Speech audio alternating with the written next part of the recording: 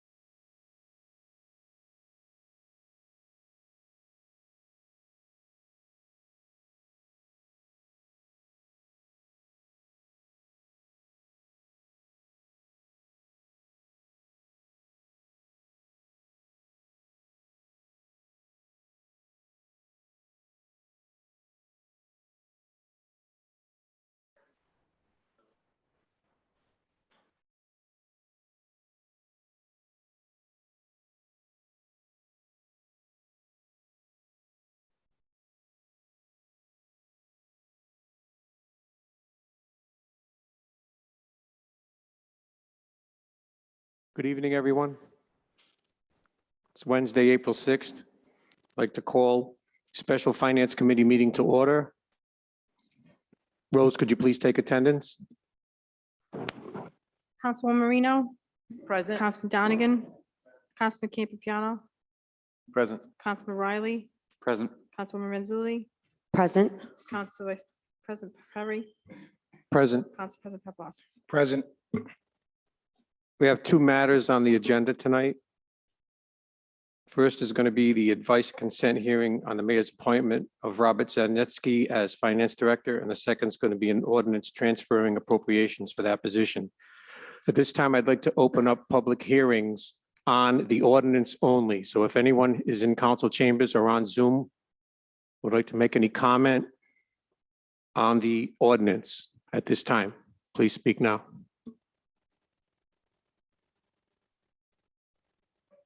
There's no public comment on Zoom.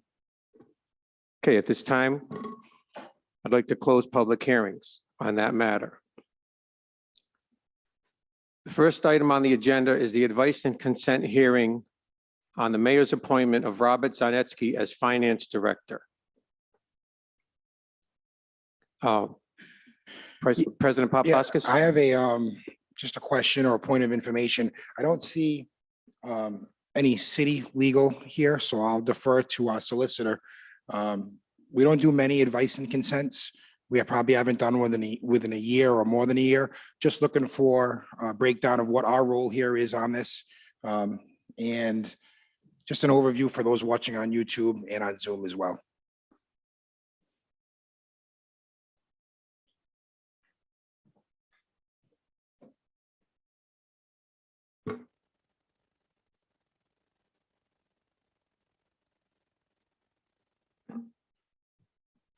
Good evening. So the last time that this group did advice and consents was back in January. So perhaps a little refresher for the council on, what's the council's province when it comes to advice and consent. So when a nomination is received by the mayor's office, this committee is designed to act as the vetting mechanism to provide advice and consent with a recommendation to the full council. The nomination was received, as far as I know, on March 8th. I didn't get a copy of it, but my understanding is that by way of email, it was transmitted to the council in an undated letter from Mayor Hopkins, which is March 8th. So the transmission date would be March 8th. This committee has 30 days from March 8th to provide a recommendation. And thereafter, the full council, based on the committee's recommendation, has 45 days to act on the nomination. So you're acting timely within the 30 days. Someone might say, well, what happens if we don't act within the 30 days as a committee? then the law is clear in the city, and it simply is that the recommendation is deemed to be favorable. So failure of this committee to act, either to provide its advice and consent or to withhold its advice and consent, would essentially be a favorable recommendation. So those are the timeframes. So what's the role? Usually when, this committee or any committee of the council meets, there's a motion that's put on the floor. The motion is seconded, and then there's discussion. Nominations are different. This committee will essentially vet the nominee, ask questions of the administration. I would assume, as they did in January, that the administration will have a presentation relative to the nominee, and then there'll be a Q&A from this committee to and with the administration, and even perhaps the nominee. It is after that that the committee will then entertain a vote, or a motion, I should say, of some kind. This is not scheduled for public comment. This is a confirmation hearing, not a confirmation hearing, but an advice and consent hearing. It is not a violation of the Open Meetings Act if there is no public participation, and it is not set up as such for this evening, just to be clear. And also to be clear, if you do not sit on this committee, if you're not a member of the Finance Committee, you will have your opportunity as a council member to ask your questions at the full council meeting. You're not a committee member. It's that simple. In addition to which, those non-committee members are not able to make motions. And I know that I've seen in the past, and things have been corrected, where you've had some non-committee members in other committee meetings on ordinances who've made motions. That's not appropriate here this evening for sure. And then we get to, well, what actual motions should you be making? Candidly, motions in this instance really come in two flavors. One is to approve of the nominee by providing advice and consent, and the other is to disapprove of the nominee by voting to withhold advice and consent. And you may say, well, so what's the basis for this nominee to come before the council? As a refresher, section 5, or I should say chapter 5 of the charter, which is the section on the chief executive, section 5.02, requires that the mayor, with the advice and consent of the city council, hire department heads. And specifically, it says the mayor, with the advice and consent of the city council, has the power to appoint heads of all departments. That's number one. Number two, you say, well, is the nomination before us tonight a head of a department? Yes, it is. If you go to chapter 7 of the charter, 7.02, you will find a listing for the finance director. It indicates there that the finance director shall be appointed by the mayor as provided in 5.02 of the charter. So this is properly before you. You'll also notice that in section 7.02 of the charter, it lists the qualifications generally and the duties to be performed by the finance director. I'm sure that you've taken a chance to look at that. And this is much the same process, by the way, for the director of public works that will come before you at some point. I'm aware that there's an appointment coming up on that. That nominee will appear before this finance committee. And that job description, if you will, is at chapter 10 in the charter at section 10.02 that addresses the director of public works. So what governs the conduct of this hearing? You would turn to Title II of the City Code for that at chapter 2.08, section 110. Talks about department head nominees and the procedure that is to occur before both this committee, the Finance Committee, and the council with respect to nominees. And that's where we are here tonight. So Appointments like this made under section 5.02 of the charter require the advice and consent of the council under subpart A of that ordinance. It says that under part B, that the finance committee shall conduct a public hearing to examine the qualifications and the character of each of the mayor's appointees. And in this particular case, this evening, I believe we're just, or this council, I should say, is just considering the nomination of Mr. Zarnetsky as finance director. Excuse me, I've been suffering with the effects of a cold for the last 2 weeks. So the responsibility of this committee is to perform that function, to vet the qualifications and the character of the nominee. And as we move to subpart C, it's the responsibility of this committee to take a vote to either consent or not consent. It's that simple after you have held your hearing.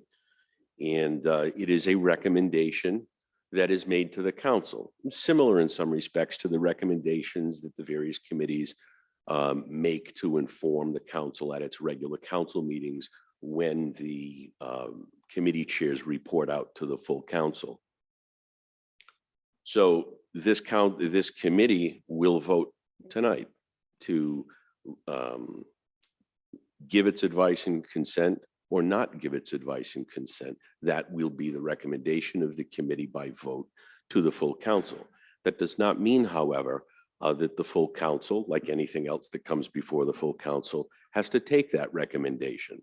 Okay, so let's be clear on that. The full council will vote because that is what is required in subpart E of this ordinance. Okay, it says that the full council shall vote on this, and we'll get to that in a minute. Subpart D of the ordinance lays out the timeframes that I referenced earlier, and I beg your pardon because I'm going to correct myself. One should always read, I suppose, when you have the law in front of you. The committee must act within 45 days. So I beg your pardon on that. It is the council that must act 30 days thereafter. So I had it backwards when I initially stated that before. So this committee has 45 days from March 8th within which to consider this nomination. And then upon a vote of this committee, the council has 30 days within which, and certainly if the failure of this committee to act within 45 days, it's very clear. So Part D says that if the Finance Committee does not act within 45 days of receiving the nomination, then the appointment will be considered recommended to the full council for consent at the next scheduled city council meeting. That does not, however, mean that the full council at its vote is bound to that recommendation. So then we get to subpart E that says that no nominee requiring the advice and consent of the city council shall work in the position for which he is seeking advice and consent until and unless the city council shall vote in the affirmative on the question of the nominee's approval for the position. That's the full city council. So there is an exception for an acting director that's subject to advice and consent when that acting director is already a departmental employee. We needn't get into that because Mr. Zarnetsky does not work within that department. And clearly subpart E says that if the vote of the full council is to deny advice and consent to the nominee, that the nominee shall not be employed in the position and may not be nominated for that position for at least 6 more months. And that's the general framework. I read through it. It's pretty linear, but it's not something that you folks have done since last January. And certainly Councilman Campopiano has not been subject to one of these as he was a midterm appointment. So if the committee has any questions, I certainly am available to answer those, in addition to which I will be available tomorrow evening for much the same. Thank you, Attorney Angel. Does anybody have any questions? Anybody on the committee have any questions for Attorney Angel at this time?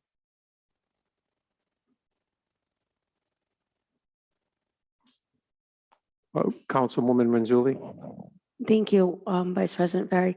Mr. Angel, I just want to confirm, so the vote tonight goes to the full council. So between now and the full council, we don't have a finance director officially, That's correct? correct. Okay, thank you. Okay, at this time, I'd like to call upon Director Perillo to introduce our candidate or nominee. Appointee.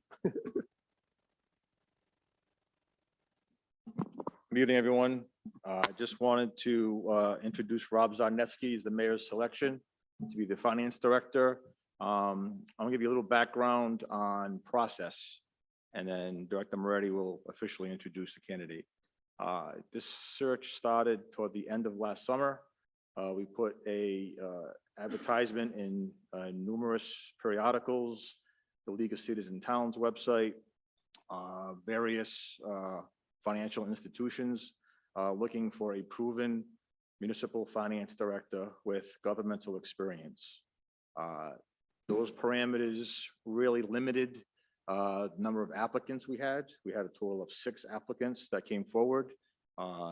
None of them had nearly the experience Mr. Zarnetsky had in municipal government between South Kingston and his time in Connecticut. That's how we came to interviewing him and the mayor making that final selection in his presentation to you tonight. So that was the process, and I'll turn it over to the Director Moretti for a formal introduction, if that's okay. Thank you. Director Moretti, would you like to introduce Mr. Zarnetsky? Thank you very much. Good afternoon, Mayor Hopkins and City Council members. On behalf of Mayor Hopkins, it is my pleasure to introduce and request your recommendation for advice and consent to appoint Mr. Robert Zarnetsky as the next finance director of the city of Cranston. Rob comes to us from a career of public service of nearly 3 decades with federal, state, and municipal governments. At the United States General Services Administration for over 7 years, Rob was responsible for program budgeting, overall finance, contracts, and systems administration. While serving at the United States Department of Transportation, Rob was awarded the Secretary of Transportation Silver Medal for meritorious service. As legislative assistant to Senator Chris Dodd, Rob oversaw all transportation, housing, immigration, urban, and judicial affairs. Rob's vast experience in government didn't end there. For over 6 years, Rob served the city of Norwich, Connecticut, including assistant and city manager for approximately 4 years. There, Rob in part instituted a performance-based budgeting system, which resulted in reductions in costs and property taxes. He also achieved a record amount of state and federal funding. As many of you know, Rob nearly served 4 years as town manager for the town of South Kingston. Amongst many achievements, Rob executed short and long-term financial planning and fiscal management of the town's operating and capital improvement budgets. Most recently, Rob became known to the administration as Rhode Island's senior economic and policy analyst for the Rhode Island Department of Administration's Pandemic Recovery Office. Appointed by Governor McKee, he has assisted the state in all municipalities in navigating through the American Rescue Plan Act, ARPA. If you are not aware, Rob is arguably the state's foremost authority in the rules, regulation, and uses of ARPA funds. Rob brings many things to the city of Cranston, but his expertise in ARPA can be invaluable to our city, especially at this time. Rob's experience extends beyond all of his career credentials. Rob has his BA from Eastern Connecticut State University, a Master's of Arts from the University of Connecticut, a Master's of Education from Harvard University, a PhD candidate from the University of Massachusetts, and he is an attorney graduated from the University of Oregon School of Law. The role of the city's finance director is to direct, management, lead, and help guide our city wisely. The director needs to be sensitive to our taxpayers and residents of all demographics and respect the roles of all those in city government. Rob Zarnetsky has proven to do all of these. Rob checks all the boxes to serve as our finance director. In fact, Rob exceeds expectations as our finance director. We will be fortunate to have him. Rob Zarnetsky is more than an extremely credentialed professional. He is an honest and forthright person that calls balls and strikes. He doesn't waver for political favor. Rob isn't taking this job for financial reasons. In fact, he is accepting this position, foregoing much greater financial opportunities. Rob is taking this role so that he can help make Cranston better. He is a true public servant to the core. Cranston has a unique opportunity to acquire the talents, experiences, and character of such a qualified individual. Our city deserves Rob Zarnetsky. Mayor Hopkins respectfully requests your recommendation for advice and consent of him. If it's okay, I'd like to kindly introduce Mr. Rob Zarnetsky to the council.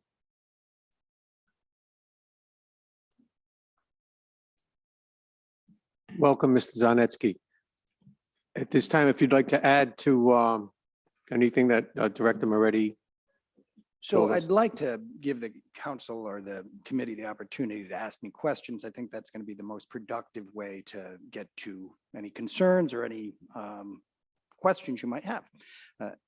Asking the questions is a way to get to the answers. But I do want to thank the committee for the opportunity to be here tonight before you and ask for your consent to Mayor Hopkins' nomination of me to this position.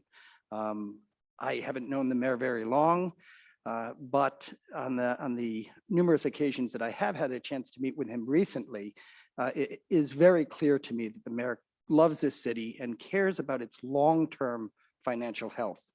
I've also had a chance to look at the committee's meetings on YouTube, and it's also clear that this council, that this committee cares immensely about the city's long-term financial health.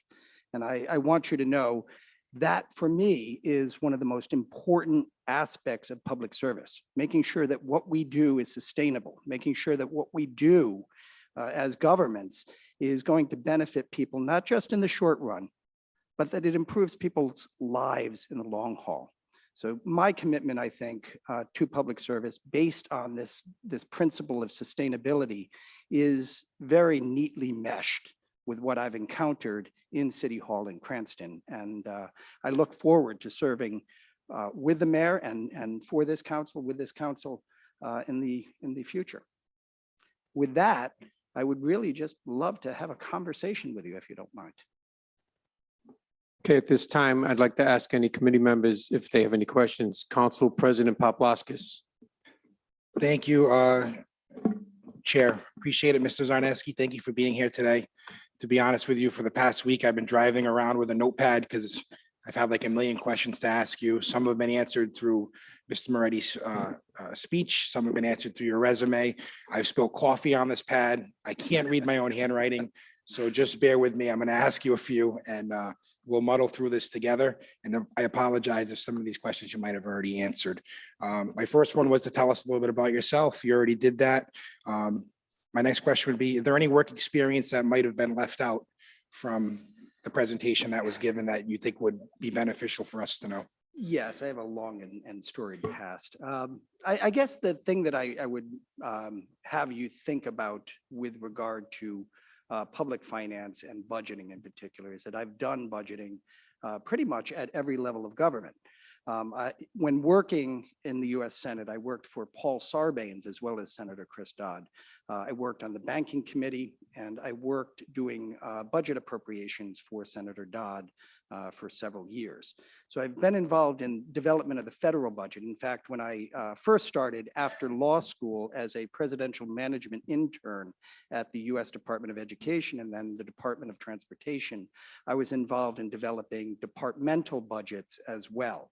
I had the opportunity as a very young government employee to actually do defenses of the Bureau of Transportation Statistics budget at OMB. So I've been involved in budgeting for a very long time. In Norwich, as the assistant city manager and then as manager, I was responsible for making sure that we developed a budget that met the needs of a community that was under tremendous economic pressure. At the time, Norwich had not seen the sort of growth that other communities in Connecticut had seen, and the costs were going up. Not unlike the circumstance that we see in Cranston right now because of the pandemic. You've not seen a tax increase in Cranston in the last 3 years, but your expenses have continued to grow over those 3 years. That's a challenge. It's a challenge we met in Norwich. It's a challenge that I think can be met here in Cranston. But I've also done budgeting in South Kingstown, and I have to tell you, I inherited from one of the sort of legends of local government in Rhode Island, Steve Alfred, an absolutely brilliant budgeting system, and have learned a tremendous amount from reconstructing and deconstructing and figuring out Steve Alfred's budgeting system. Steve had set up and we used when I was in South Kingstown, what we call a program budget. It's a budget, is a plan program budget. The idea is that you're going to plan your work, you budget to your plan, and then you execute your plan.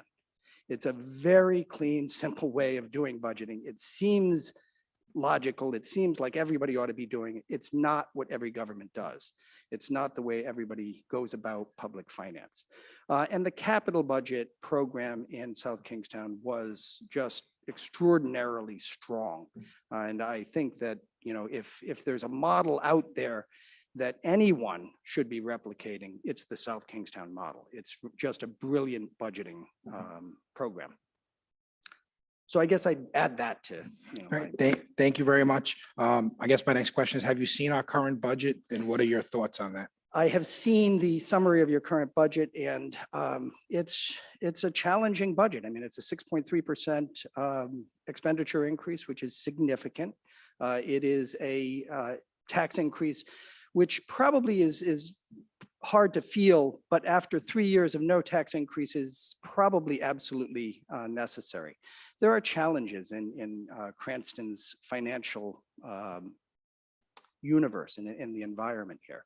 I mean, we've got the pension deficit that's got to be dealt with over the long haul. There are some OPEB shortfalls that need to be addressed, but the operating shortfall on an annual basis is really a challenge. It's something that's going to have to be dealt with. It's something that's going to have to be brought back into balance. It's not in balance right now. Your expenditures with regard to the health and medical program, the current health and medical program, not the OPEB health expenses, is out of whack. It's been short now for 3 or 4 consecutive years. The deficit there is nearly $7 million. It needs to be reduced. This budget actually does that, makes that reduction, makes that payment, and gets you even again. But even at the projections you're looking at for next year, you're going to be potentially short. And the way that this works is that you guess at what your experience is going to be next year. You guess at how much you're going to spend on hospitalization for city employees. Our guesses for 4 consecutive years have been wrong, and they've been wrong to our detriment. Going forward, our guess this year is going to be higher, but it's still potentially short. And I'll give you the numbers to show you where we might be with that. The city has added 10% more to its guess from last year. 10% more from its guess from last year, its estimate of what the cost of hospitalization and healthcare in the current year would be. That number gets us to, I believe it was 11,700,000. The actual experience last year was 13.5. So getting to 11.7 is good. It's 10% more than the estimate was last year. But if our experience next year is the same as our experience this year has been, we're going to be short again. So it's really important for us to be thinking about where we can economize, thinking about where we can adjust some of our estimates. It doesn't do so back when I was starting out in the federal government, there was a OMB director who used to talk about the rosy scenario, the rose-colored glasses always coming on when you were talking about revenue estimates. And when you had discretion to guess at what your expenditures were, again, guessing so that things looked like they were more in balance. We can't have rose-colored glasses. We need at this point in time to really be honest about our projections with regard to revenues, and we need to be honest about our projections with regard to expenses where we have the discretion to make an estimate. Quite often those are tied, and we know those numbers because they're just going to be what they are. They're an extrapolation from current expenditure plus inflation or something like that. When you worked in South Kingstown, did you have a finance director? Yes, I had two finance directors in South Kingstown, okay. two separate individuals. The reason I asked that question is, in your position as town manager, when you had the finance directors, did you have any direct, I don't know how to say this, back and forth, or did you work with the auditors that came in? And did you have any experience working with the state auditor general in that position? Every single day I worked with the finance director. No decision was made by the finance director without my participation in that decision. I was constantly in contact with the finance director. Finance director in South Kingston is also the position responsible for contracting. Contracting is actually one of my sort of fortes, if you will. It's one of the things that I love to do. I'm a contract person. Worked on contracts in the federal government, cared about contracts in Norwich, served as a private attorney for a number of years, and much of my business was around developing contracts for small businesses and setting small businesses up. So when I got to South Kingstown, I was involved, very involved in helping to develop a new approach to contracting that improved the efficiency of things a bit. Yeah, I have a lot of questions, but I'll just ask one more, then I'll defer to the committee. Obviously, the charter, have you read the charter? I have. The charter section, tell you what it is, 7.02 A through L kind of lists the qualifications of the finance director, what we're looking for. Yep. And in there is a part that's pretty important to me. It's part about accounting. Do you have any accounting background or education other than being a town manager, any degrees or anything that goes with that? So I am not a CPA and I'm not an accountant. I've studied accounting. I've had accounting courses, but no, I'm not an accountant.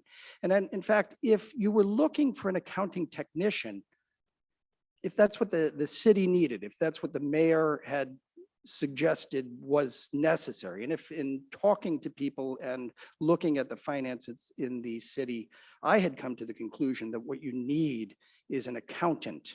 And I note the charter doesn't require an accountant. It needs someone who is familiar with public finance and the accounting function within a public organization. If you were in need of a technical accountant, a technician who did fine accounting, I wouldn't be the right pick. I am a generalist. I am an attorney who is certainly capable of understanding accounting rules and ensuring systems are in place to enforce those rules. Accounting rules, accounting standards are just that. They're just rules. They're the regulations that control how the bookkeeping gets done. That's what they are. There's nothing about accounting rules that is vastly different than any other regulatory or statutory system. It's just a system of maintaining a way of doing things. These are the rules we follow when keeping the books, when keeping track of the expenditures and the revenues that are coming into the city. I am more than capable and feel perfectly comfortable in letting this council know that I'm competent at maintaining a system of rules around accounting. I am not going to be the day-to-day accountant. What the mayor has described the city needing, and what I independently have come to the conclusion the city would benefit from, is a generalist, a strategist, someone who can think about the long-term financial health of the community. I'm not convinced that just getting the columns to line up or to balance is what you need. You've got columns that balance. But that balance is not contributing to the long-term health of the community. To do that, you need to figure out where the revenue might be increased. And that means being savvy about going out and looking for grants, looking for other revenue sources. You need someone who's thinking about how to keep expenditures down, who's not going to say, oh, what the heck, if they want that in the negotiations, give it to them because they're good guys. We need to be very disciplined about saying at this point in time, 3 years, no tax increase, 3 years, expenditure increases, particularly around labor, because that's the big chunk of any municipal budget. We can't continue on this path. This is not sustainable. So it's a programmatic, again, approach to budgeting. The budget shouldn't drive the program. The program and the plan to achieve that program should drive the budget. That I feel very comfortable in being able to do and ensuring that the accounting is in place to make sure that we're abiding by the plan we establish. Yes. Thank you. Chair, one last question, if you don't mind. Where do you see yourself in 5 years? I don't know. I don't know. This is actually a very interesting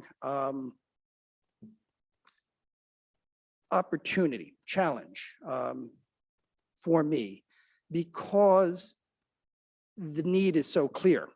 You've looked at the budget. I mean, you asked, have I seen the budget? You guys have looked at the budget too. You know that we need to be more, it's not just disciplined. We need to be more disciplined and more creative. And those are two really interesting things for someone who cares about public administration. Those are the idea that using the right carrots and sticks is going to get us to a strong financial footing. That's exciting. 3 years from now, 4 years from now, if we've achieved that, I don't know what the next step would be. I think we can achieve that, by the way, in the next 3 or 4 years. Thank you. Chair, I'll stop questioning, and I thank your patience and my colleagues' patience. Thank you. Anyone else have any questions for Mr. Zarnetsky? Councilwoman Vargas.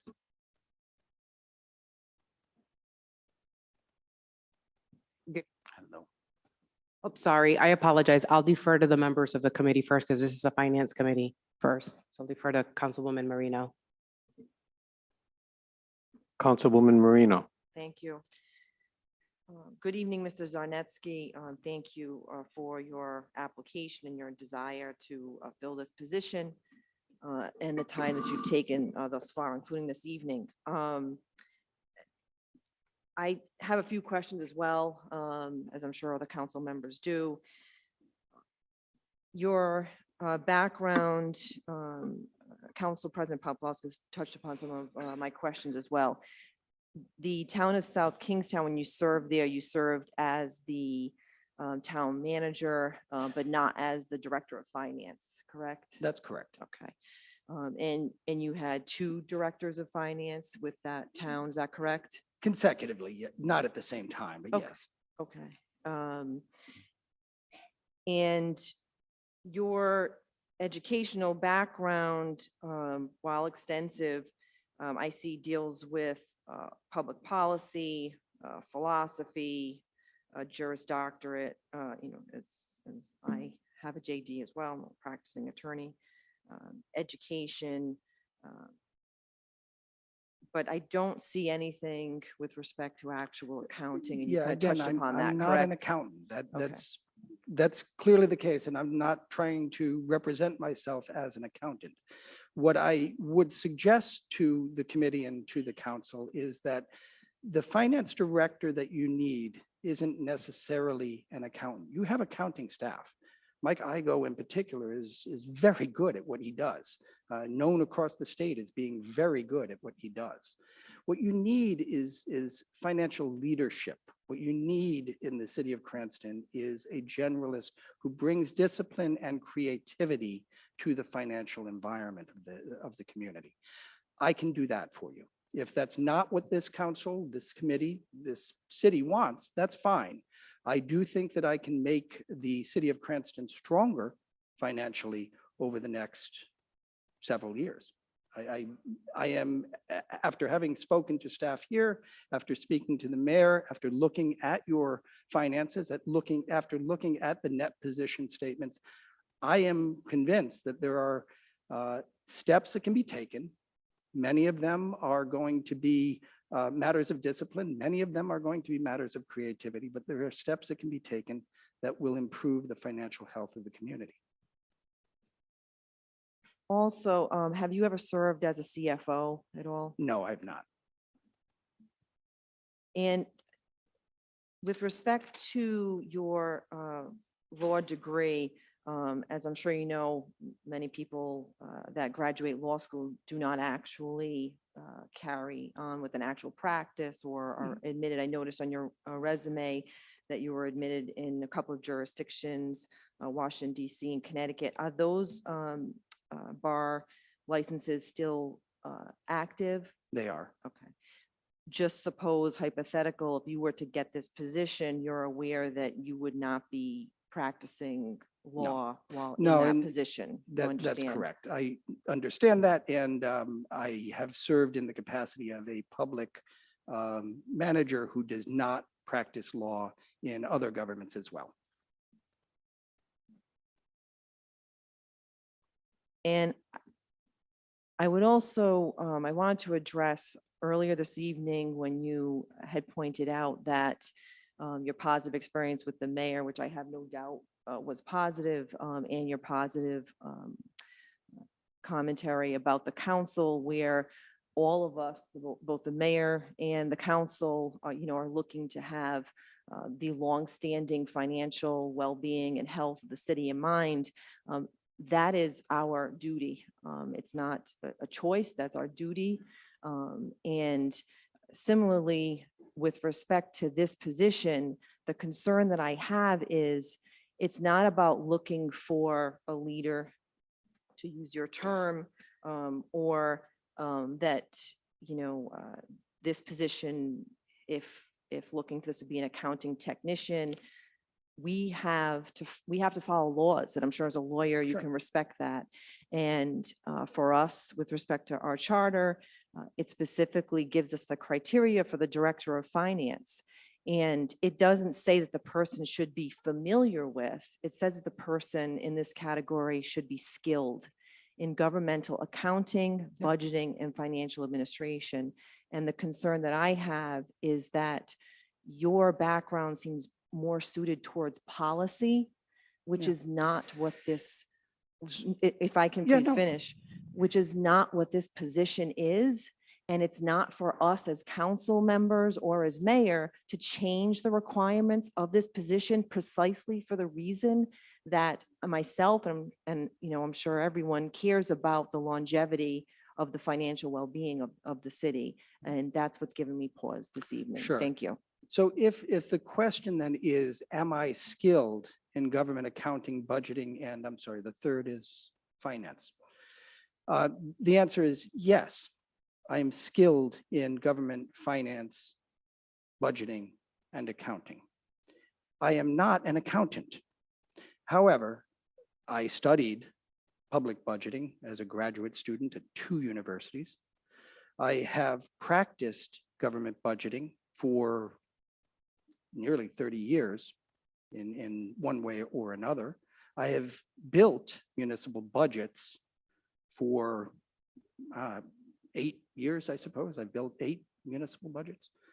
I have managed the finances, including the functions that are within the purview of the finance director here in Cranston, including contracting, including the IT function. I've been manager of IT in order to ensure the financial documents and records are well maintained. And as far as the accounting, I am skilled sufficiently to be able to read the statements that are being produced by staff. I am certainly capable of producing a net position statement. And I am capable of ensuring that that work is conducted by people who work in the finance department. I have been engaged with those materials, those documents, again, for more than a decade. I am skilled. The question, is the skill set that I offer the right skill set for this community? And if the answer to the question that this committee and that the council comes to is no, we need someone who fills the columns, then again, that's a technical accounting skill set.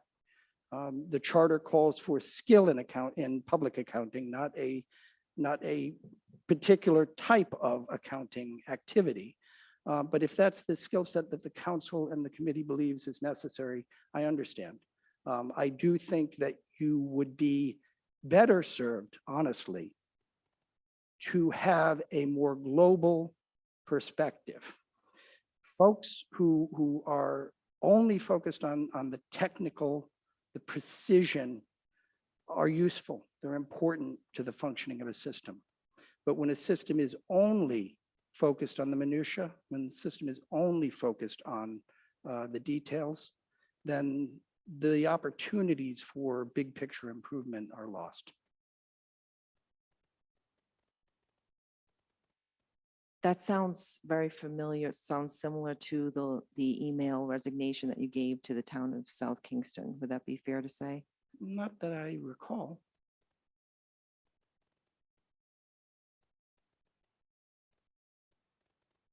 On May 18th, you had sent an email to all town staff in South Kingston with respect to your resignation. Do you recall that? I remember sending a letter. I don't remember the content, and I certainly don't remember the parallel to what I've just said.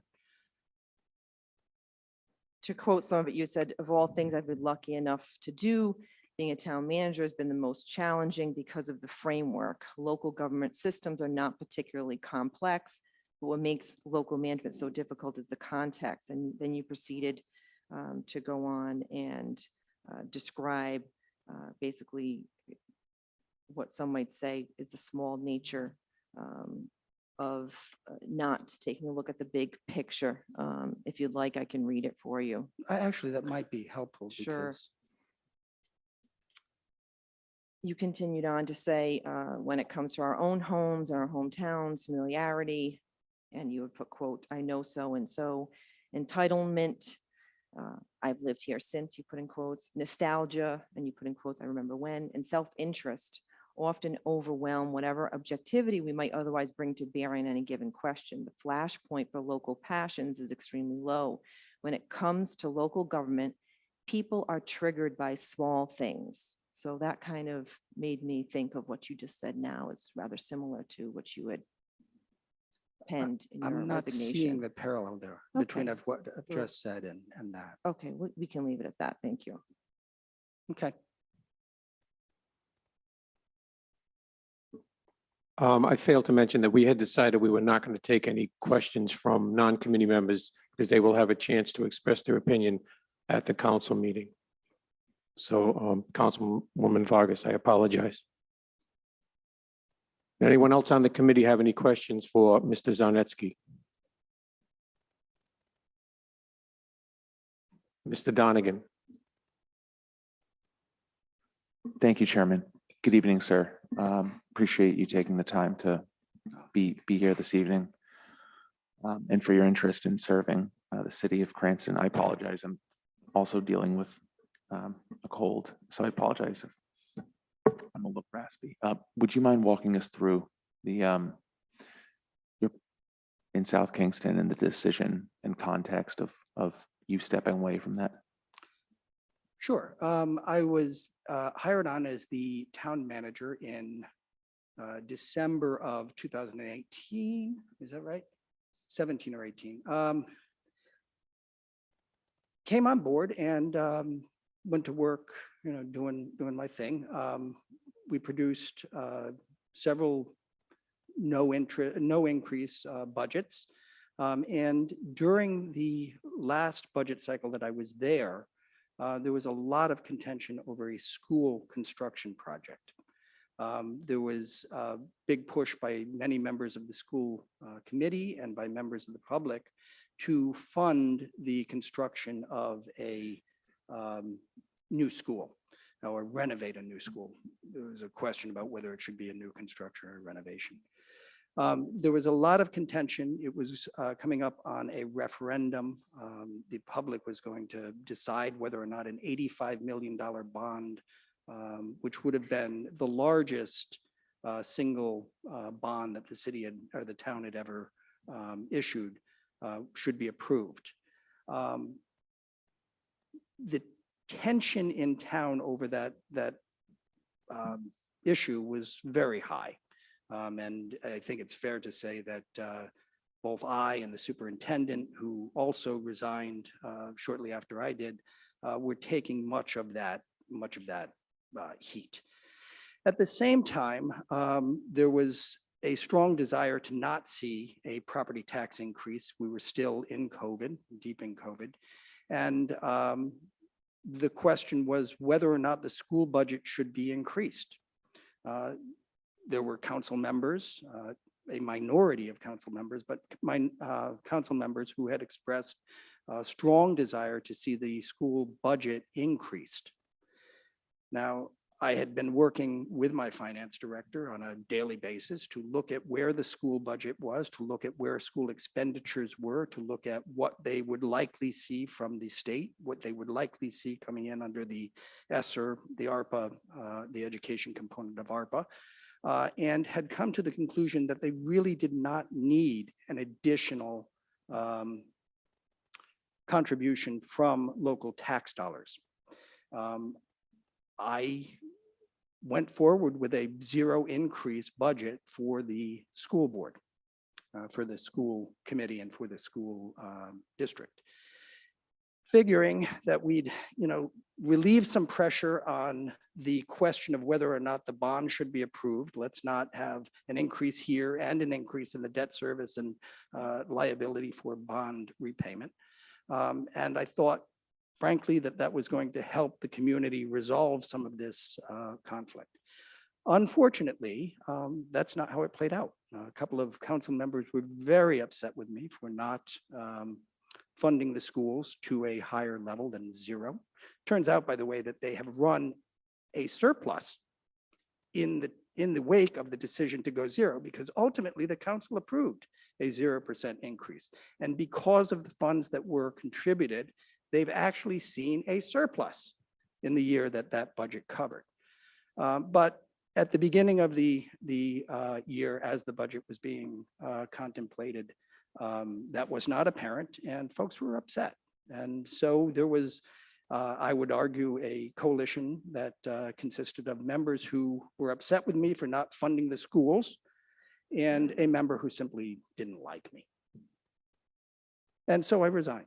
I worked with them to maintain a nice glide path for the community. I got them through the budget cycle. The budget was in fact approved as presented, without amendment, without modification, as presented, and it has worked. The town has not seen a tax increase in that budget cycle. The sky did not fall. The school district did not suffer a decline in the quality of services or need any layoffs. And, I would say that it was the most disastrous success I've had.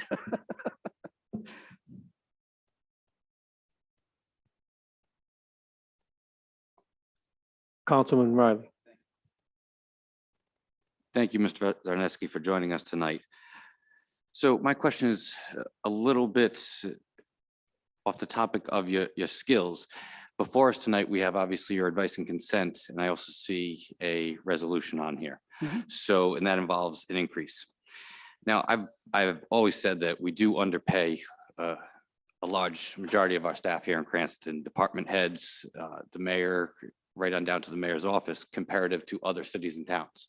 However, this year we're facing tax increases coming out of COVID.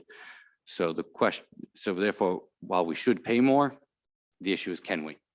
So I just wanted to hear from you directly if the increase in salary is contingent, if you're taking the job is contingent upon the increase in salary or not. It is. Thank you. And I will say this about affordability. You're right. We need to figure out how to be disciplined about salaries and wages. I simply cannot afford not to have the salary that's in that ordinance because as Tony had indicated, I'm stepping out of a position where I'm making more money now and it would just not be economically feasible for me not to do that. Not to take that increase. I need it, and I'm sorry. I wish I could simply say I don't, and hell, I wish I could work for free. I just can't do it. I appreciate your honesty. Thank you.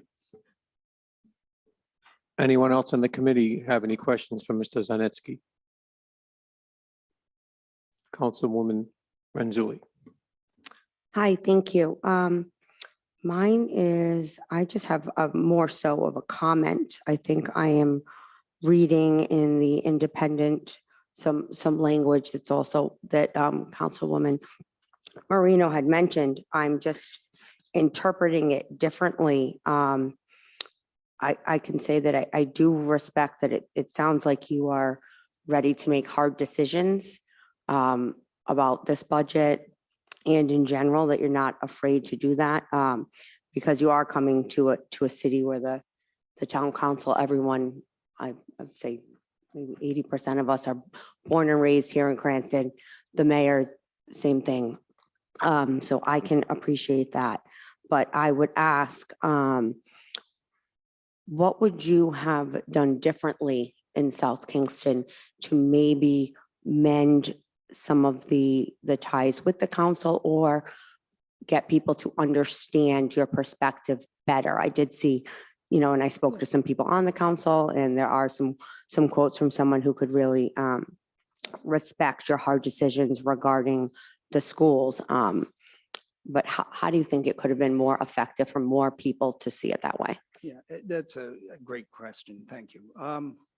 First of all, I want to say I am willing to make hard decisions. I am willing to give difficult advice. I'm willing to say no, and I'm willing to tell people the truth. The way that this is often said in some parlance is speaking truth to power. I really think that's important.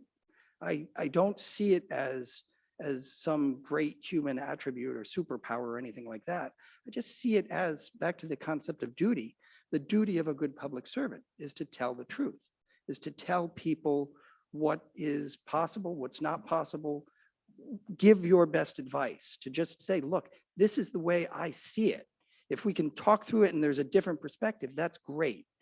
So I suppose if the opportunity had arisen to have that correcting conversation, to say, this is how I see it, what do you think we should do? Is there a different perspective on this? I would have done that in a heartbeat. That opportunity, in my view, under the charter in South Kingstown, came after the submission of a budget. In order to abide by open meeting laws, that was not a series of one-off rolling meetings with members of council. That was, you present the budget, you explain the budget, and the council has the authority at that point to amend the budget. That council, as I mentioned, did not amend that, did not change the budget. But the ill feeling that the conversation didn't happen in a different context was still there. So finding clever ways to have conversations that don't violate open meeting rules is something that was worth exploring, I suppose.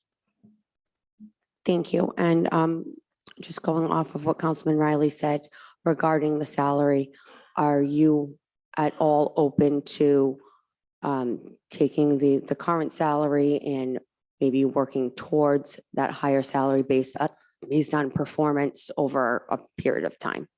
So I really do wish I could. I mean, I really do. I've explained that my interest in this position is that it's a really intriguing, interesting problem to help solve. I love solving public problems. I love that. That's what gets me up in the morning. It's what I love to do more than anything else. I've got a mortgage and I've got expenses I got to deal with. I wish I could. I don't, I didn't mean to, I don't want to be offensive. I understand you have a mortgage because we all do. So that wasn't really the basis of my question. So just, I don't need to get too deep into my personal finances, but I wish I could. I can't. Thank you. If I may, as a point of order through the chair, Certainly. Councilwoman Renzulli, I believe, had just mentioned that the reference to the email resignation was from the Independent, which I assume is a journal and journalism piece in South County, but that is in fact not the case. So I just wanted to clarify that for the record, that in advance of this hearing, as I do take my job very seriously, and especially this appointment, I had done my research and homework and obtained this directly from the minutes of the South County meetings. And this is a direct public record that is available on the public. This was not an interpretation through journalism. And I'm sure that wasn't the intent, but I just want to make sure it's clear on the record. Thank you. I will note that the newspaper had published large sections of the letter. I have it right. It was. No, I'm not saying otherwise. I'm just saying that the Independent would also be a source of information on much of that. Councilman came up here. Do you have any questions? Thank you for coming out, and I do respect all your background and your knowledge. But I am truly concerned with you resigning from the South Kingstown position. We are in some trying times here in Cranston. We're facing a tax hike, and it could get pretty heated here too. And I want to be sure that we don't be left without a finance director at in the near future. So I will say this, I did not resign in South Kingstown because I couldn't stand the heat in the kitchen. I resigned in South Kingstown because the folks in the kitchen said, this is our kitchen. And the majority of us are having difficulty. And through conversation with that majority, concluded that resignation was the best for all parties. I can stand the heat in a kitchen. Okay, if I could, you have any more questions, Council President? Because I wanted to finish up. Yeah, when you're ready, I do want to ask one more question. I might make a motion to speed things up because of the school, but I'll defer, take as long as you need, Chairman. Okay, I'll be brief. I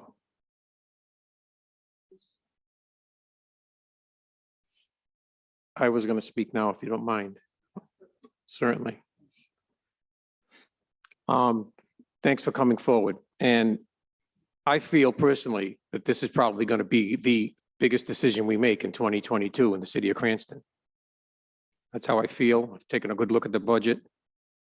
You've stated that we have not kept up with the growth that we need to. So it's a huge decision. I believe that we're looking for somebody who has the managerial experience and can fill the columns, both, not just one or the other. So those are my concerns. You have the managerial experience, you have the resume, you've got the experience in the administrative sector. Probably exceeds many others that could come forward today in the state. But I don't see you able to fill the columns. I think that we're looking as a council and as a finance committee, we're looking for somebody that can fill both those positions. And I know you've searched hard, and I know that you said you only had 6 applicants, but my concerns are that we need somebody that can fill both of those requirements. And it's nothing personal. So if I may, though, I actually am very comfortable with the idea that I can fill columns. I just don't think that's what you need. What I think you need is somebody to work with the staff that does that. What I think you need is financial planning. What I think you need is financial resources being brought into the community. You need somebody who can deal with the state and federal agencies and figure out where the funding is coming from. So for example, I mean, ARPA is one source of funds. The truth of the matter is much of the ARPA funding that is coming into Cranston in all likelihood is going to have to simply go toward deficit reduction. You're not going to have those resources the way that you'd like to have them for innovative projects because of the current state of finance. That having been said, there's more federal money out there. The Infrastructure Improvement and Jobs Act is going to be bringing discretionary funds, making discretionary funds available to municipalities, but you've got to go out and ask for them. Unlike ARPA, where the federal government just sent the money to the municipality, we're going to actually have to make an application. We're going to have to actually justify getting the funds.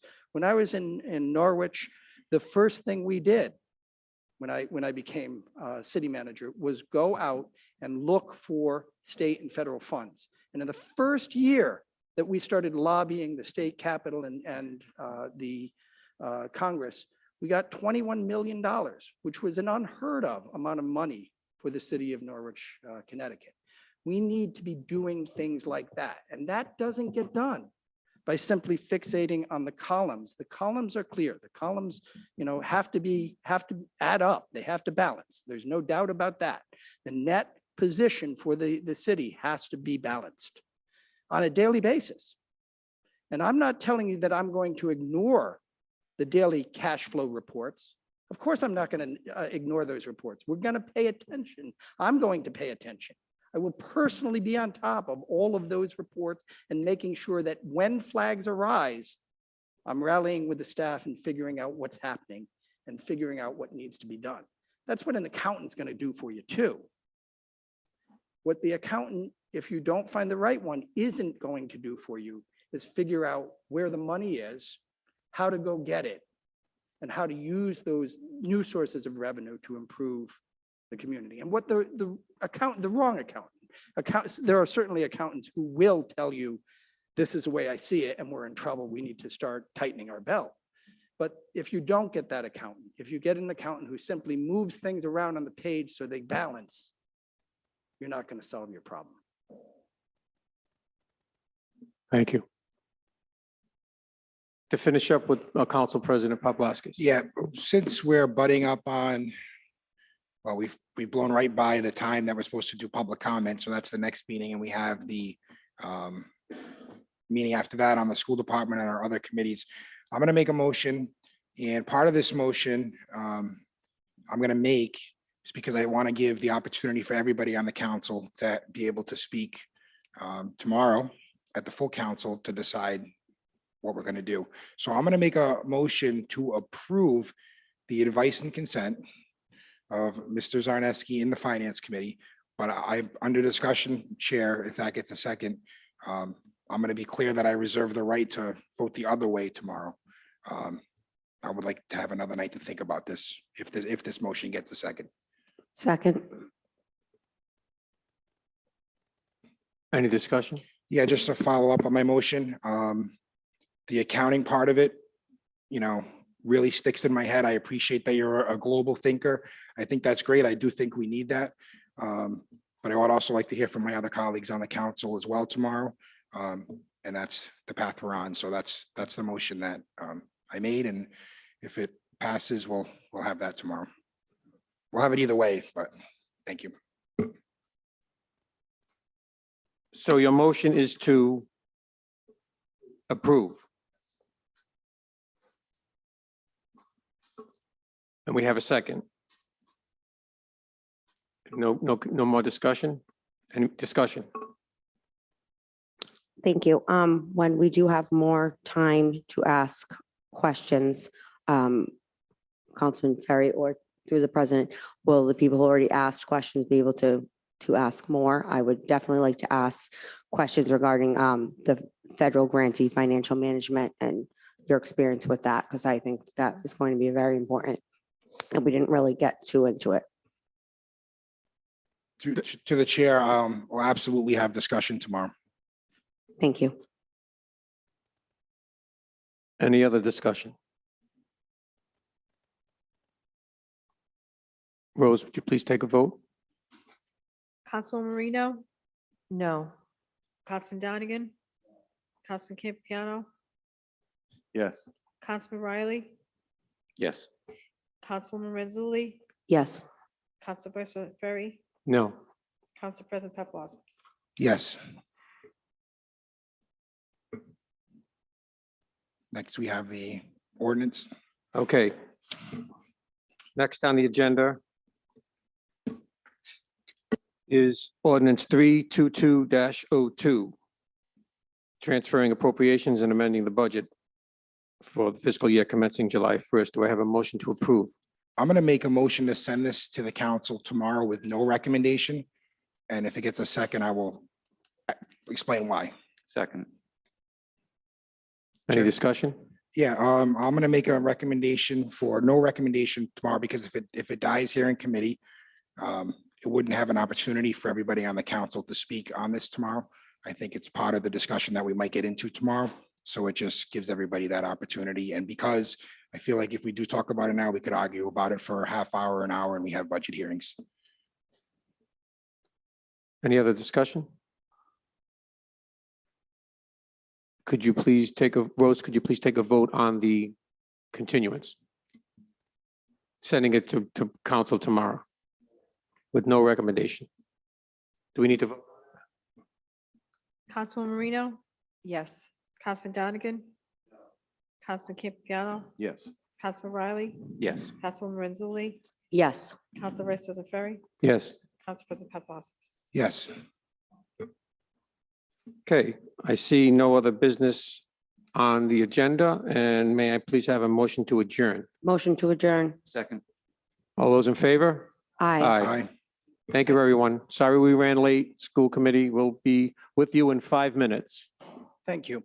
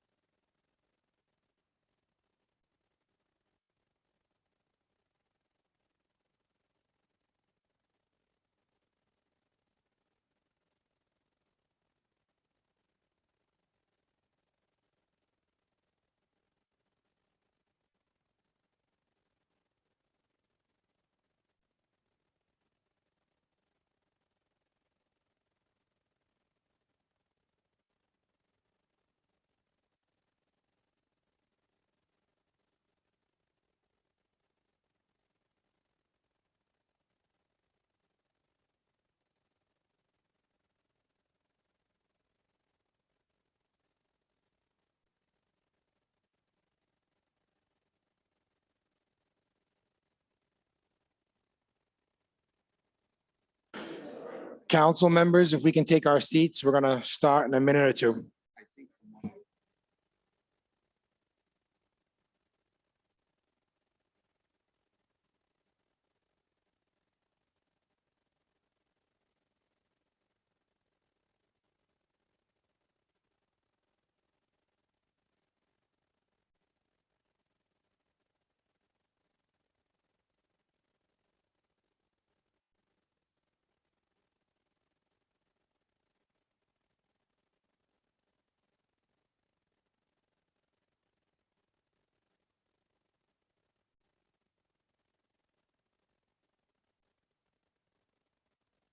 Good evening, everyone.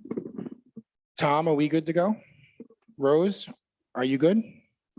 That's okay. All right, we're going to start in a second, just for everybody's knowledge, since it's been a couple of years since we've been in chambers for budget hearings. I'm going to open up the meeting where we do public comment for anything on the budget. Once we're done with that, we'll close it. I'll hand the meeting over to Chairman Ferry of the Finance Committee to start with the school department budget. At this time, yes.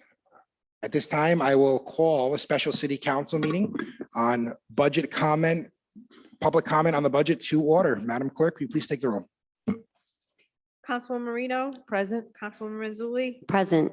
Councilwoman Vargas, Present. Councilwoman Jermaine, Present. Councilman Donegan, Councilman Campiano, Present. Councilman Riley, Present. Council Vice President Ferry, Present. Council President Paplaskas.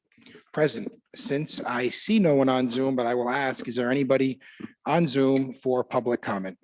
There is no public comment. Okay, I will close public comment for Zoom, and I will go to in chambers. You can come up one at a time, name and address for the record. Try to limit yourself to 4 minutes, and the floor is yours. Thank you. Make sure the green light is on the microphone. Thank you, Stephen Frias, 107 Garden Hills Drive.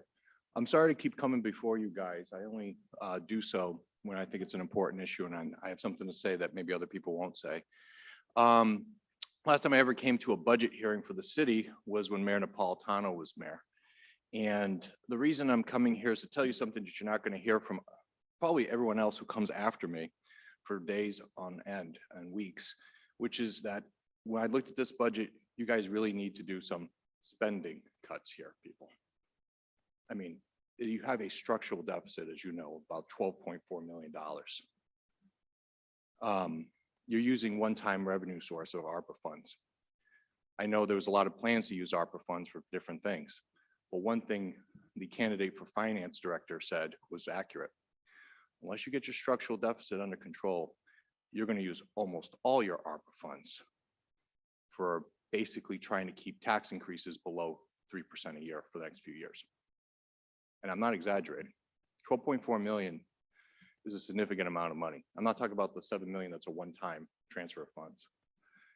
About 1.8 million, 1.9 is equal to 1% of your taxes. You do not want to get into a situation which happened in this city in the 1970s. There was an over-reliance on federal revenues to balance their operating budgets. When they started drying up at the end of 1978, you had a 15% tax increase that year. That's the danger of being over-reliant on federal revenues. It's appropriate to use ARPA funds to balance your budget right now, but the goal is to become less dependent on it. And I'll tell you that I know it's difficult to cut spending. It's actually easier to raise taxes politically than cut spending, I've found, because I've just seen that historically.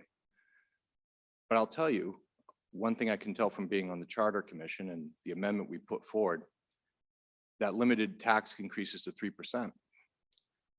It passed with 86% of the vote. You will never find and you will rarely find anything pass on the election with 86% of the vote.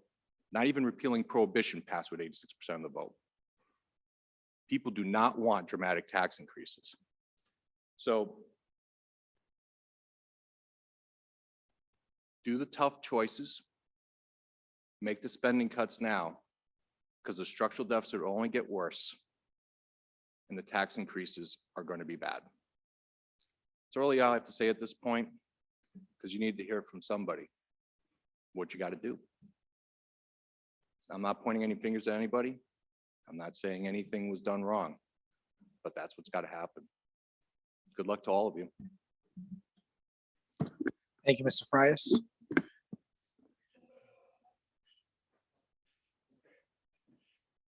Awesome. Now I have to follow that. Mr. Fusco, first of all, welcome, School Committee in Fusco and School Committee Chair Wall to Chambers. Appreciate seeing you guys. Thank you for And having us. even though we have your address on record and we know where you live, please say it. Thank you. Yeah. I don't know if I like that. Do you know Dominic Fusco, 167 Fiat Avenue, also school committee representing Ward 3.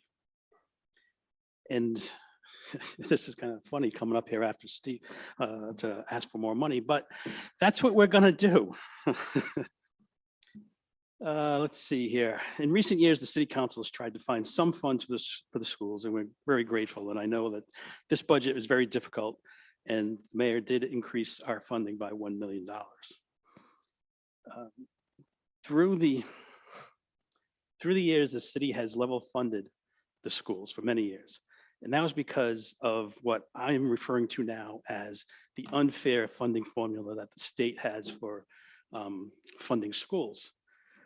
That funding formula was put into place because many school districts were not receiving the money that they should have. Cranston received accelerated rates because they were underfunded for years. In accordance with that, the city was supposed to keep up their end of the funding. That didn't happen, and that's fine. However, the funding formula has run its course, but the state has no desire to change it. As a result, the funding increases from the state have dried up for Cranston. In fact, before McKee's budget, which level funded everything, we were actually going to be receiving less from the burden back to you guys to give us the money. That's just not right. And until the state gets their act together, unfortunately, we're going to have to come to you and ask for those funds. The mayor mentioned that there's I'm not even looking at this anymore. The mayor mentioned like there's a lot of increases in the city budget. For example, fuel, heating, things of that nature. Guess what? So do we. There are increases in healthcare insurance. So do we. There are increases in salaries. So do we. And just to remind you, every salary budget that we've passed has had to come before you to be passed as well. I know this is a difficult time. I know there's going to be a lot of tough decisions, but if you can find anything at all to help keep the schools going, it'd be greatly appreciated. What's the one thing that people always say when they want to move to a neighborhood or a community? How's the school system? Our school system is great. We're the second largest school district in the state. And I think we're first overall in everything that we do for our students. So good luck, like Steve said, good luck, and keep us in mind. Thank you. Thank you, School Committeeman Fusco. Welcome, Chairman. The floor is yours. And we need your address too. You do? Well, let me just say, you're right. It's great to be back in the chamber. It's a little hot, I'll be honest with you, it's in front of people. Then seeing yourself on the screen. Dan Wall, 27 Sagamore Road. I am the chairman of the Cranston School Committee. I come here on behalf of the school committee, the members who couldn't be here, myself and the members who couldn't be here tonight. Let me just start off by saying I'm very thankful to Mayor Hopkins for allotting $1 million towards the schools. I'm very thankful. I know the words that will follow after it will sound like I'm maybe a little ingracious, but let me say that on the onset. I don't come here tonight to give you a long speech. In fact, it's going to be very short. I'm not going to attempt to make you feel guilty. But instead, I'm just going to respectfully request, as Mr. Fusco did, that you make some amendments to this budget and fully fund it. It's a tall order, I get it. But even if you can't do that, at the very least, make some amendments to this budget to give the schools a little bit more, all right? Now, as I say this and I hear the words come out of my mouth, they sound very simple. But the truth is, making decisions regarding which departments will receive more and which departments will receive less. They're anything but simple. Check off all my little items as I go along, I'm sorry. These decisions, I know, at times, of course, in the years past, they're gonna put you at an unenviable position, an awkward position at certain times. I also realize there are those who would say that the school department has a whole bunch of money. You have a whole lot of COVID relief money, grant money. And that would be, to some extent, in some ways, we do have that grant money. However, as Mr. Fusco was alluding to, these monies cannot, or maybe better said, should not be used for our contractual obligations or any recurring salary obligations. These monies, the monies that cover these costs, should be part of the school department's maintenance of effort. If those monies are spent, and when they're spent and they run out, there's nothing left, much like Mr. Freyas was speaking of, we'll end up with a structural deficit. And that's going to cause a great problem in the school department, cuts, et cetera, which we're not in the position to talk about this time. Just to put it in further perspective, salaries and employee benefits make up approximately 85% of the expenditures in the school budget, which is roughly, my rough math, about $150 million out of a $176 million budget.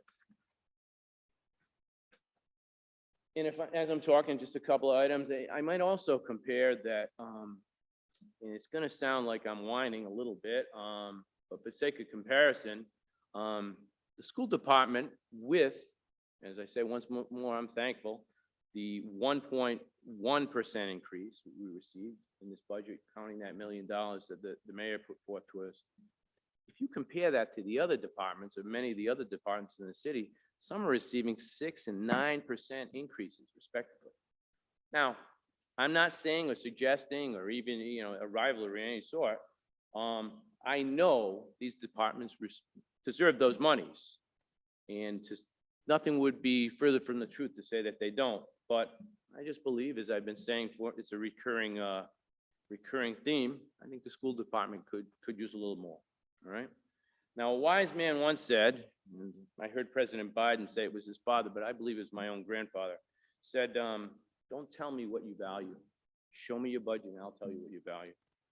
Listen, members of the City Council, once again, I'm just going to request that you give the school department a little bit more to fully fund this budget and show everyone, show people in Cranston that we here in Cranston, we do value education. Do this for me. Don't do this for me. Don't do this for you. Do for the kids who are going to be going to school tomorrow. The kids are going to be on the bus, and hopefully the ones who are doing their homework tonight. Members of the City Council, thank you for your time. I do appreciate it.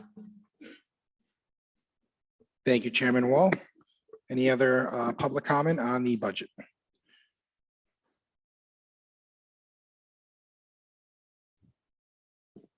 Good evening, Council President and members of the council.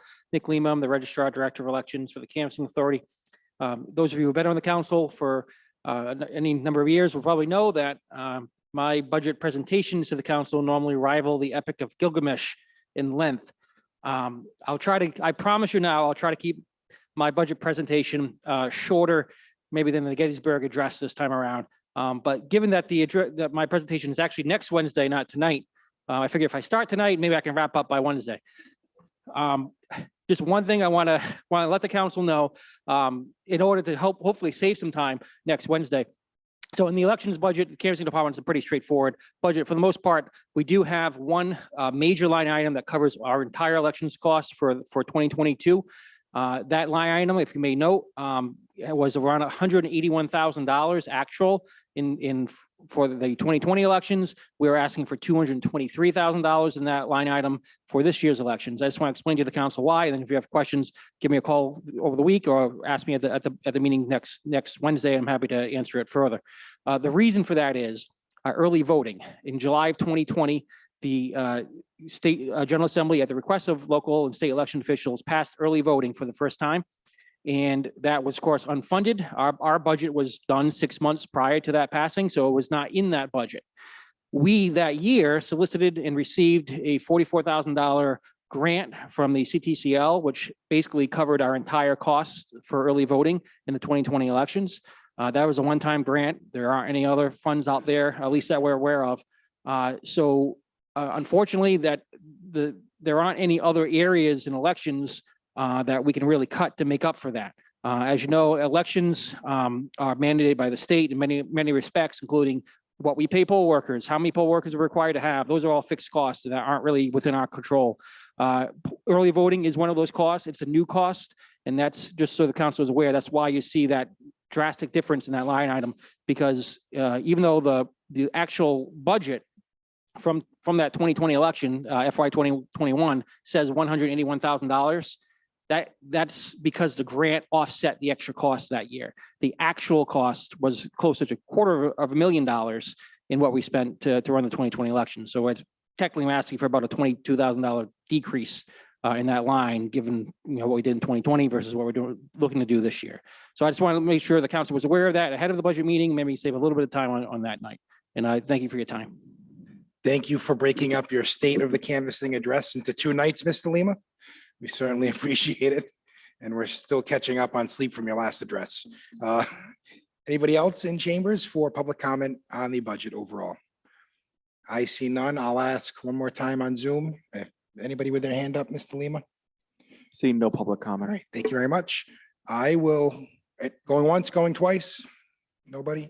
Okay, I will close public comment on the budget overall now.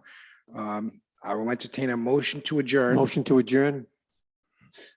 We have a motion, a second, and just as a note, we will be taking public comment after every budget that we do go through.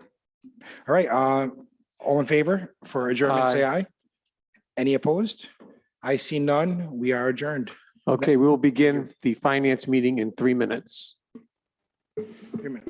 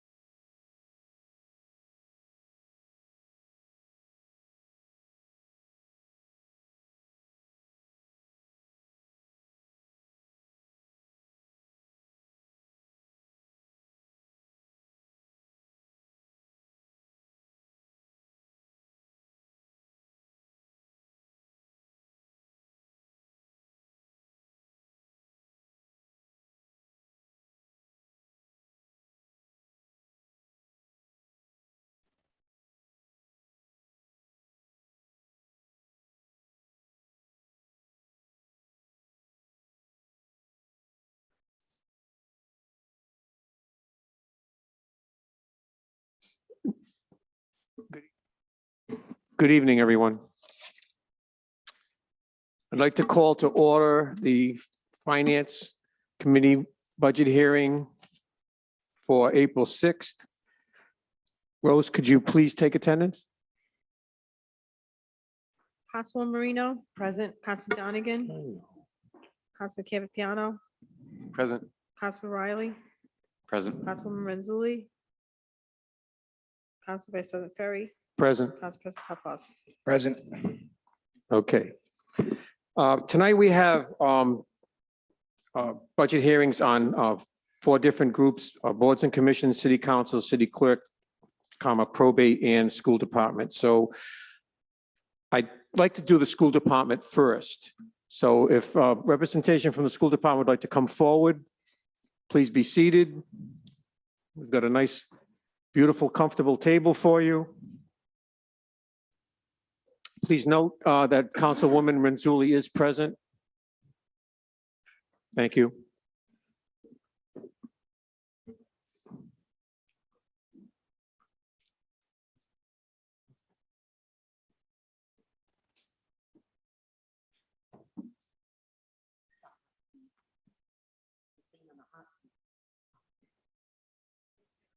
Good evening.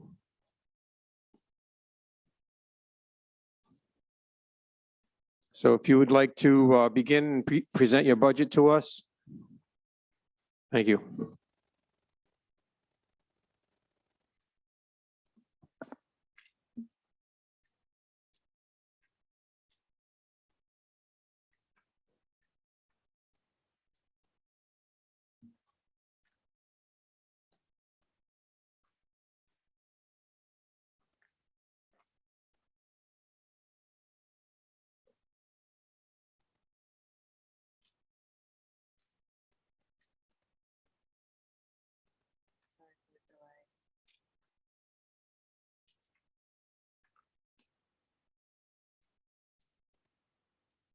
Really great inspirational speech.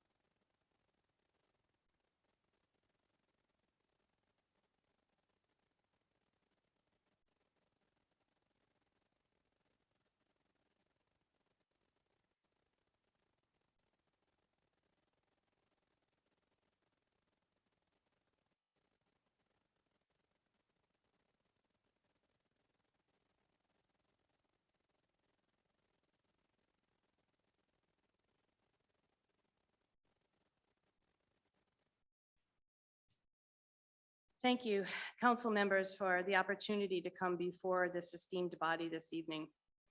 As you know, the annual budget process is both time and labor intensive. Our goal is always to make our best efforts to marshal our resources to deliver the best possible educational outcomes for all of our students. These past 2 years, the Cranston Public Schools has worked incredibly hard to provide a continuity of educational and health services despite an unprecedented hardship. First, I want to commend the staff and families for their patience and support. Second, I wish to thank the city administration and all of you who also supported us through a pandemic and all of the challenges that brought to bear on our community. Many of you have children in our schools and/or family members who are part of our staff. You know the incredible work we do and the challenges we face from an increasingly needy population. I would like to take this opportunity to thank the mayor and his team for their diligence and assistance in addressing our initial budget request. I fully acknowledge that Cranston Schools is almost 54% of the city's total appropriation. Consider that our student population has remained steady, while many of our neighbors have declining enrollment. That is a testament to the work of our teachers, administrators, and support staff. Our public schools form the nexus of our economic, social, and public lives in Cranston. Instead of looking at our schools as an economic liability, we should view our schools as engines of our city's economic growth. Understandably, given the economic circumstances we find ourselves in, you can imagine how substantial cost increases across the board can have a dire impact on our budget. Over the years, and with the support of the city, my team has done a phenomenal job in using the financial resources at our disposal. We have done our very best to find efficiencies in many areas, and as a result, have enjoyed marginal surpluses over the last few years in the range of $180,000 to $200,000. With the exception of last fiscal year, which was more substantial due to savings from the effects of the pandemic, these have been minimal and balanced in the scope of our budget. That being so, I would like to candidly dispel some misconceptions right up front regarding the current fiscal situation. Last year's budget surplus is the exception and not the rule. This is true for a variety of reasons, including those related to the COVID-19 pandemic. Now that the costs were depressed at that time, they have substantially increased, and we need to ensure adequate budgeting for those increases. Many of the cost savings that were discovered during that time were imposed on us from an operational standpoint: gas, utility, transportation, etc. Now those costs are sharply rising. Staffing continues to be a challenge, especially in areas such as math and special services. If we cannot fill positions, we do not save money. We rarely leave a position open and not have to compensate someone else to fulfill those responsibilities. In fact, we often need to contract outside vendors because we are legally obligated to provide certain services. If we don't have a math teacher, we must pay other teachers to cover the classes at the contractual rate. Having vacancies does not save us money. While I know you ask, if we realize surpluses, why do we continue to need an increase in funding? When we make budget assumptions in January, we use historical budget actual data and anticipated increases in costs such as pensions, healthcare, out-of-district tuitions, etc., to identify our costs. When the year comes to an end, we have more accurate data on our spending. Throughout the year, we review spending and ensure we are within our budget, or else we flag certain areas in which we are negatively trending. Our goal each year is to ensure students and staff have what they need and to never operate in a deficit position. In fact, we are legally obligated to do that. We have received clean audits and take pride in our fiscal responsibility. We don't run in the millions in unbudgeted expenses and take care of surprise expenses like building maintenance and problems that arise there. The families in Cranston appreciate having a highly respected, nurturing, academically sound, and safe place to send their children every day. In that regard, your support of our schools is invaluable. Thank you.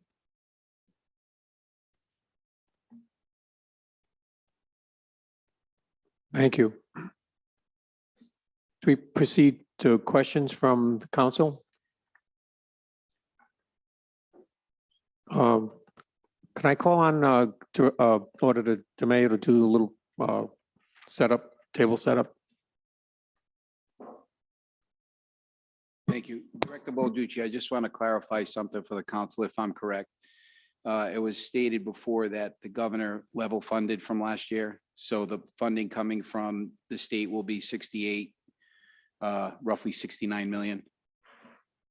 So it'll be actually 68,799,617. With that being said, I want to just make the council aware that in their budget, the request would have not been 3.5 million. It'll be 2.94 million, which would reduce the total funding from the city if you were to meet what their request is roughly 100 million, correct? Yes, so I have the differential right now at approximately $1.5 million. So we asked for 3.5. As Mr. DeMayo stated, the governor backfilled originally what we were told by RIDE we were going to lose in state aid. So the governor replenished that loss, so level funded state aid for the most part. And then with the mayor's additional $1 million contribution, So you start at 3.5, the state aid elimination went away, now you're down to 2.5, the mayor's increase of $1 million, so we're at a 1.5 differential right now. One last clarification. Within the budget, you've have allocated $4,655,503 as part of the ESSER funds. Is that a one-time expense or is that for operational costs? So again, just a broader response. So ESSER 3, we're scheduled to receive just shy of just about $20 million. So we are going to use a portion of that 4.6 for operational related, but at this point, just a placeholder. But again, as we move forward with the budgeting process, getting close to June 30th, we'll know what final state aid numbers are going to be. Right now, again, all it is, it's the governor's recommended to the General Assembly. We don't know what that's going to land. Our conversations, we don't know what's going to happen here. But at some point, yes, unfortunately, we will have to rely on a portion of the ESSER $3. Yes. And just clarification, because these was probably two of the major questions I would solve. That would, again, will be operational. It's not a one-time expense and it's no capital improvements. It's strictly operational for the year. That is correct. Thank you. You're welcome.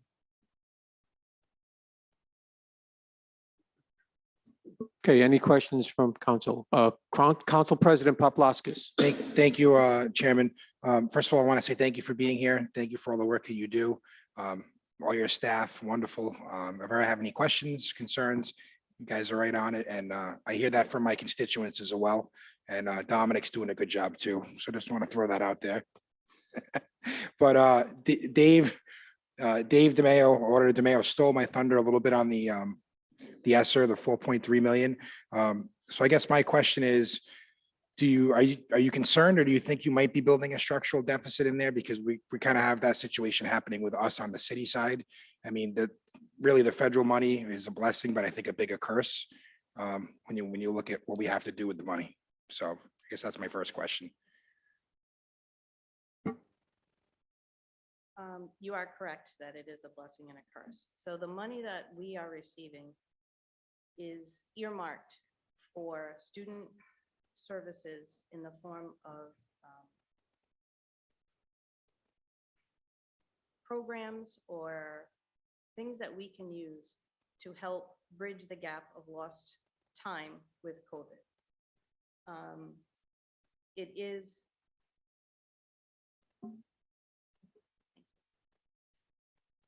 is a substantial amount of money. However, it comes with significant restrictions. And it's very difficult to make folks understand that, yes, we are receiving nearly $20 million, but we cannot use those monies for salaries, for example. Because once that money is gone, and as Mr. Frias eloquently stated, it goes away, but the costs don't go away. So it's kind of like hitting the lottery and then just spending it and expecting that lottery money to keep coming in. So we're trying very hard not to use a substantial amount of money from ESSER for our operating budget for exactly the reasons he stated earlier. One-time costs such as curriculum. So the state has determined that every district has to have a high-quality, green-rated curriculum in English, math, social studies, and science, which is a perfectly reasonable and noble thing to do. When we buy a curriculum, that costs us between $1 million and $1.2 million, depending on what we need. If we didn't have the ESSER money, that would be a huge impact in our budget. So those are the things that we use the ESSER monies for, because once you buy it, you have it. And it's a one-time cost and you have it and you can move on. But we cannot use the ESSER monies to give people raises, because the next year you're going to have to pay those raises without the money. So we're trying to use the money responsibly and for those one-time costs. And again, we also have federal guidelines that we have to follow. So the federal government and the Department of Ed watch our spending very closely. And I'm not sure about the city funds, how you have to apply for funding, but what we do is we put it in a grant we apply, the grant is reviewed by the Department of Ed. They use federal guidelines. They have folks who, that's all they do is look at the grant. And then they approve each line item. So they will say, okay, you can use it for English curriculum or math curriculum. If we went in there and said, hey, we want to build a new scoreboard at the stadium, that would be rejected. There are some facilities uses that we can use for infrastructure, which is really helpful because again, that's a one-time use. So we are applying some of our ESSER monies toward the Garden City project because the ESSER monies are to be used for costs that have been directly impacted by COVID. So when you look at the building costs, and if any of you have even gone to Lowe's, right, you know that something that may have cost $20 now costs $35. So any building increases that we are incurring for Garden City, we can use ESSER monies because we can make a very valid argument that COVID has impacted the cost of that project. So we're able to defer some of the increases, actually most of the increases, by the ESSER monies. But that's a one-time use, and it's an appropriate use. And I know Mr. Campopiano and Mr. Ferry are on our building committee, and we've talked about this over and over again. So those are the kinds of uses that we're really trying to use the money for. We're also using it for after-school programs, credit recovery programs, summer programs. The problem with that is we will have a budget to do those programs more robustly than we usually do. But after 2 years, we're going to have to figure out how do we still provide those services. And we're hoping that in those 2 years, if our programs work well enough, kids will have kind of caught up. But so that's kind of what we're using the ESSER monies for. I know I'm going on and on. Please jump in if I've said too much. I appreciate that, Chair. I have one more question, and I'll defer to the committee. Mr. Igo sends us actuals from where we are, you know, how we're running, how the different departments are. My question to you, Mr. Balducci, is where are you running on the 9-month actuals now? Are we in line? Are we trending over, under? I mean, I know it's kind of a broad question because you probably have a lot of actuals, but. So my office prepares a monthly report that we then share with the superintendent and the school committee. So through the month of February, we seem to be on target to at least with the balanced budget for the year we're in.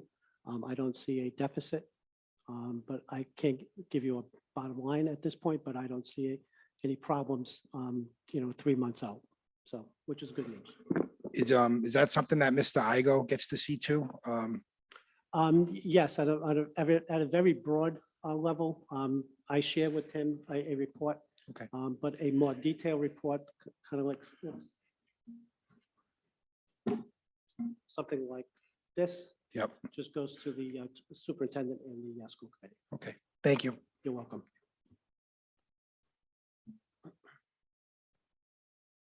Any other questions from the committee?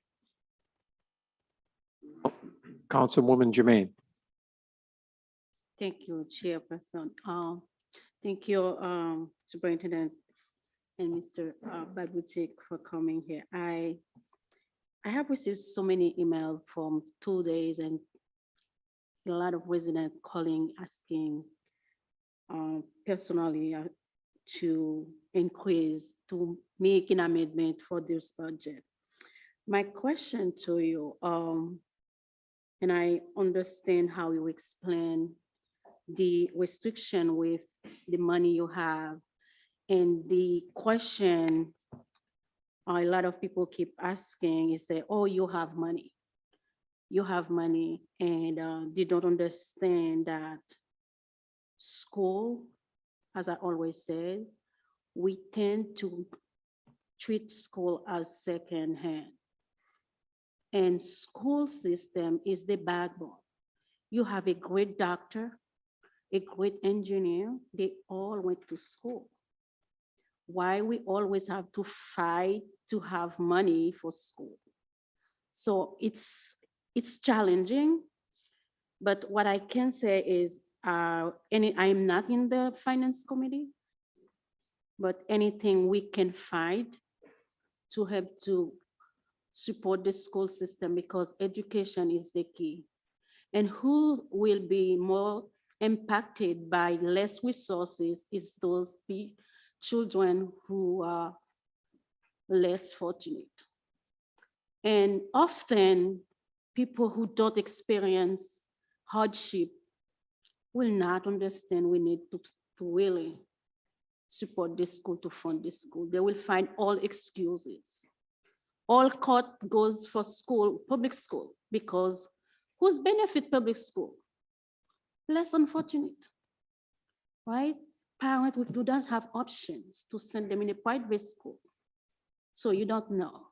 But I want to really assure you and all the residents that call on, anything we can do, I can do, we will find a way to give you more money. That's why I would so to have more money, because we have to change the narrative. We have to stop treating school system as secondhand. We have to stop, give them a proper budget. Because if we keep saying children are the future of our nation, we need to give them the education they need, the resources they need, the teacher, this what they need to instruct our children to have the better future. So that's what I want to say. And my question for you right now is about, we know we have a shortage, teacher shortage. How that's you experience that? And what is the mechanism you have to address that?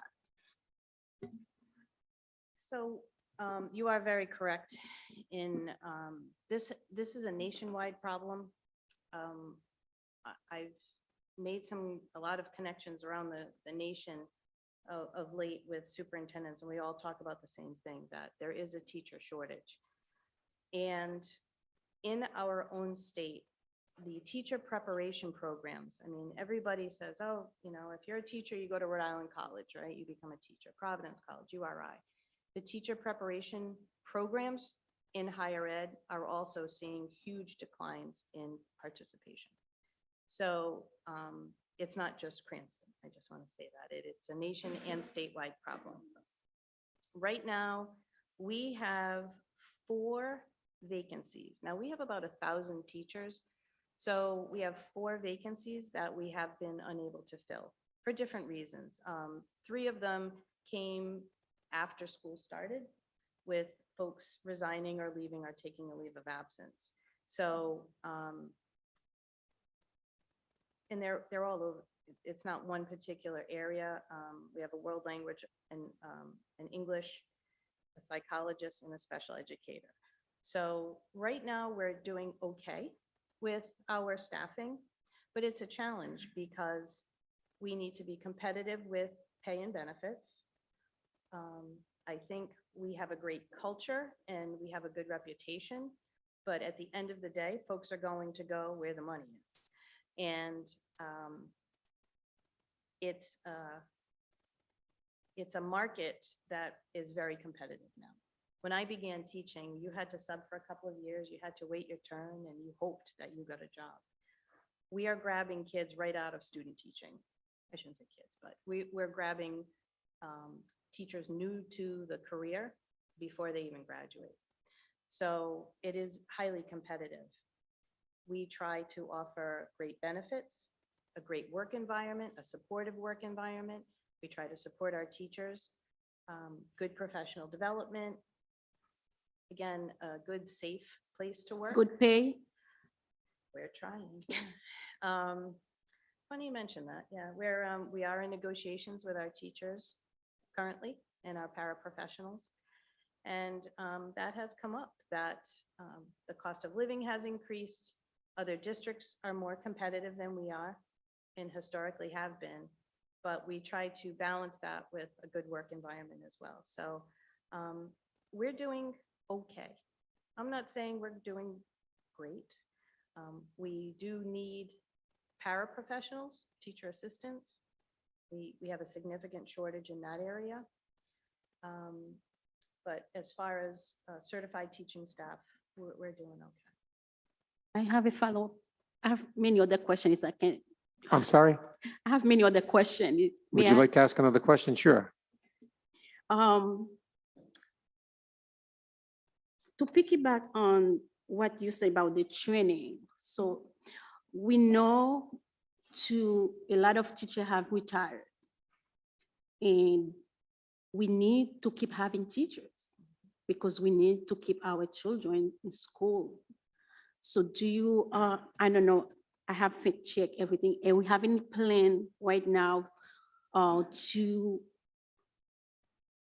facilitate a young, like at East or West, you know, young kids who want to be a teacher, how you can, yeah, help them to really get into the profession. Because one of the shortage we are talking about is we don't value the profession. And he has to come from us to say, hey, you can go to school and go have a degree in teaching and you make your life. You don't need to have a second job. And I know a lot of teachers, they do it out of love. They have a second job. That should not be happening. You go to school, you have a degree, you should work on your degree and make your end life. You should not be having a second job. Two, that's why I think the increasing for the teacher, it's important. It's important to keep them and to continue the work for educating our kids. So those are important for everybody who is listening. We need money for the school. We need to keep our good teachers working really hard. Keep them, they not go home tired and go to a second job, and then tomorrow when they go to teach our kids, they are tired and sometimes they are getting cranky. It's not, they are human. But if we then give them the support they need, they will not have to go to have a second job. And our children will be better off. So my other question, you know, with the pandemic, we see a Can I huge. just answer the one you just, okay. We do have, currently we have a career and technical program at Cranston West for early childhood educators, where if students complete our program, when they graduate, they are able to take the paraprofessional test. So right when they come out of high school, they can be a paraprofessional. So we have a very successful, very well-respected, award-winning program at Cranston West. And it's more of an early childhood for younger children, preschool age. But we are also in discussions, and the pandemic kind of derailed it a little bit, with a group called Educators Rising, which will help develop a career and tech program. And we were going to put it at Cranston East once it's able to get off the ground, for to prepare students to become teachers of older kids. So we are trying to embed that within our career and tech programs for education preparation. And I don't want to go down a rabbit hole with this, but for the past decade, teachers have been vilified, not here, but across the country. You know, they're the reason for every ill in society. And it's a very hard thing to combat when you are trying to talk about the nobility of being a teacher. And I was a teacher and I considered it a vocation. It's a calling. You have to love it. You have to have the passion for it. We're telling folks that you have to work 45 years now, basically. You can't retire until you're 62, 63. There are times when they're blamed for everything. It's hard to pay them. It's extremely competitive. Unfortunately, the climate now does not make it desirable for people to become teachers. And we're very lucky in Cranston that we do have a good reputation and people do want to work here. But in general, it's a hard career to entice young people to join. So you're right. And we've been trying to work with the Department of Ed as well to make adjustments to some of the certification requirements, because people have to jump through hoops to become teachers, especially if it's a second career. So we're trying to be creative to make it more enticing for people and make it easier to get into the career. But you're spot on that it's going to be a problem as years progress. So we're trying to grow our own, and we, Cranston people, we like to grow our own and, bring people up from the neighborhoods and from our schools and things like that. So we are looking at additional programs to have students grow our own from here. My two next question is about, as I mentioned, we know with the pandemic, the need for more social worker support for the children. So have you been able to really increase those social workers in school and for next year? So right now, our staffing for social workers is pretty stable. What we have done is increase programs that, and I know Mrs. Simpson is here. If you'd like to come up and talk about, we have programs that instead of just hiring a social worker, we have programs that are able to capture some of the needs of many students. So we're using some of our COVID money to purchase some of those programs. This is Mrs. Simpson. She's our executive director for pupil personnel. You can talk. Yes, we actually hired an agency called, we hired an agency called Effective School Solutions so that they can increase our social emotional support. And that was great because we weren't able to send our students out to get that support, which is a heavy bill. Any child I send out of district is going to be about $100,000 a student, right? So we're able to get the services in our programs. I have that in 2 middle schools. Also wrote a grant for what's called Project Aware to really help us focus on our suicide rates and our social emotional. And in that grant, once I'm able to find some social workers, I do have a few positions in there. Presently, right now, I have about 30 social workers for the district from the increases of grants. Because this is really mental health. We tend, it's a taboo. A lot of kids have been really impacted with COVID, and a lot of domestic violence, and they are home with parents and they are really affected. So those are really issues that really need to take care of. So that's why I thank you. My last question is about lunch. I know with the COVID money, our children have lunch, free lunch. So do we have the ability to keep lunch free for all children regardless? Because as I'm a mom who experienced when we used to have lunch shaming in here. And thank you. I remember the first time I asked you this question as a mom, okay? And I'm so grateful we do not have lunch shaming right now. But we know we need money to keep that up. And with the COVID money, every child will be able to have a free lunch. And that's something that I hope that can stay, how we are in this. That's my life. So right now, the federal government has given us waivers. So every child, starting in 2020, is able to get lunch for free, no matter their socioeconomic status. We were notified about 3 weeks ago that the federal government, as part of, I think it was wrapped into the infrastructure bill that didn't pass. So the continuation of those waivers is supposed to end at the end of this year. So the federal government had been subsidizing free lunch for everybody since the impact with the pandemic, including summers. Right now, that is set to end. So I have reached out to our federal delegation. I have a Zoom call with Representative Langevin next week. I've heard from Senator Whitehouse and Senator Reid as well, that they are trying to, Senator Reid is sponsoring a bill to try and have the waivers continue at least for another year and a year and a summer. But eventually, I do foresee that that will end. So we've talked about what will happen, and it's a very difficult conversation, especially now that for, say, 3 or 4 years, we've given everybody free lunch. And now we're going to say, oh, sorry, now you have to pay. And we will start incurring the debt and that will happen exactly as it had, in years previous.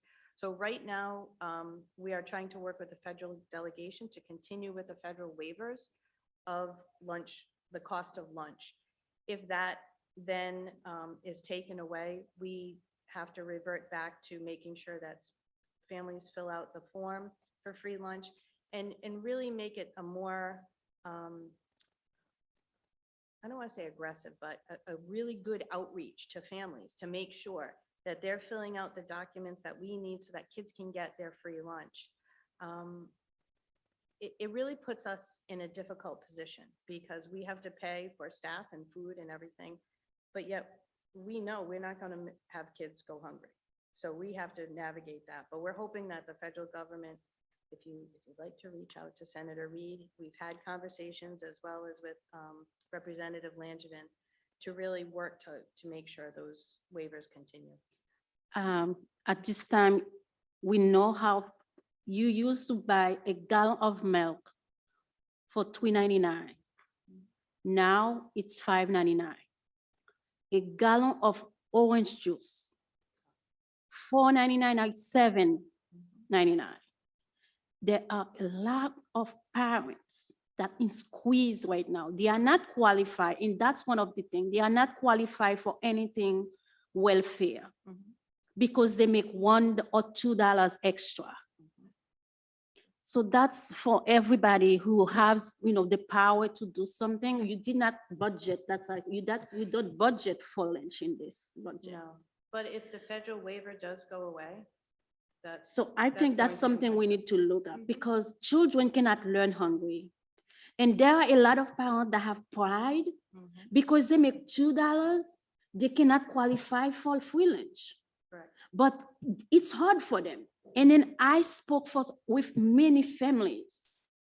They are, really proud family, But imagine you have 4 or 5 kids. You just make $2 extra. You are not qualified. And how that's impact those kids. And, as the cost of life getting, what it is right now. And earlier I heard someone say, we have the mortgage to pay. Everybody has the mortgage to pay, right? You have the insurance to pay. And then when the parents make all of those, so the food to go to school, this is a good help for the kids, So I really hope that we put this in the budget, but that's one of the things I think as Council President Papalska says, this COVID money is a blessing and a curse at the same time, because we should budget for those, we should foresee those. Because first and foremost, we need to make sure our children learn. Hungry, you cannot learn if you're hungry. So I stop right here, but you have my full support. Okay. Anyone else have any questions? Councilwoman Renzulli. Thank you. Just to start off with at the school lunch question, did that affect, I know last year we talked about this, how filling out the forms, even if everyone was getting it for free, less people filled out the forms that already, we already don't have high numbers filling out the forms, which gave an inaccurate picture to the state for money. Did that affect us this year as well, and how?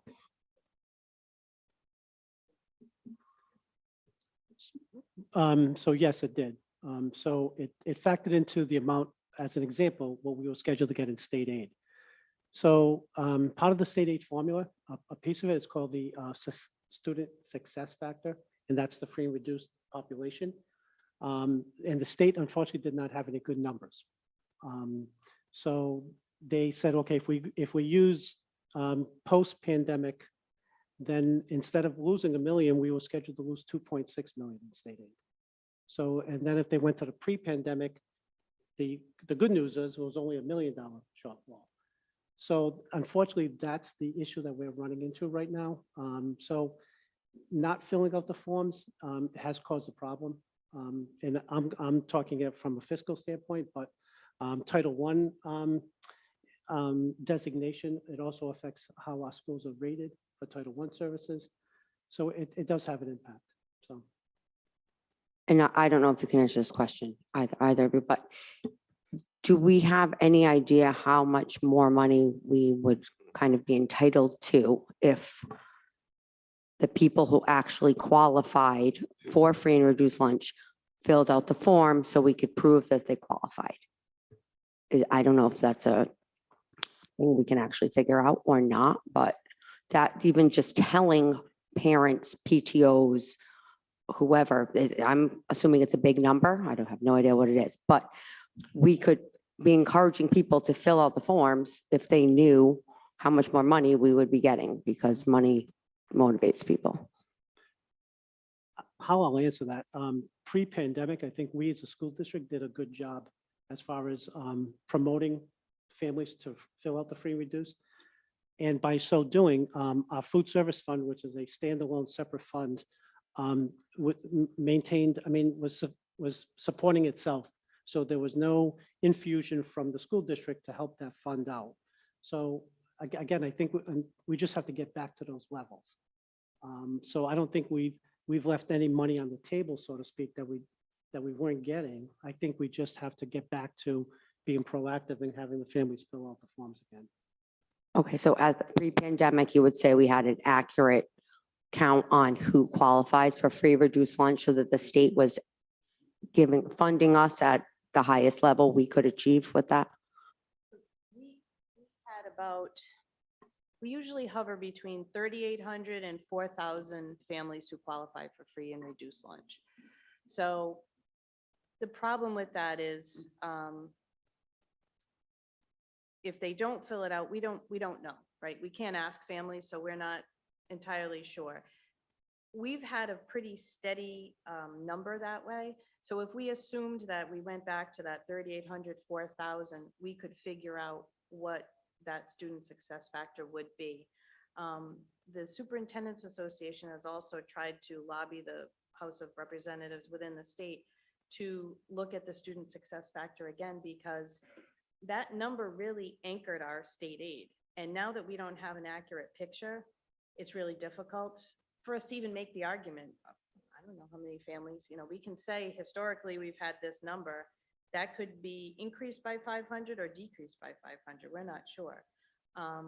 And because our city is so diverse as far as socioeconomics, we don't qualify as a district to have the whole district be free and reduced lunch as some of the districts are in Rhode Island. So that's it really is hard to predict. We know historically what we've had, and then with the pandemic and no paperwork, that's a harder target to identify, but we have our historical data. Yeah. Okay, thank you.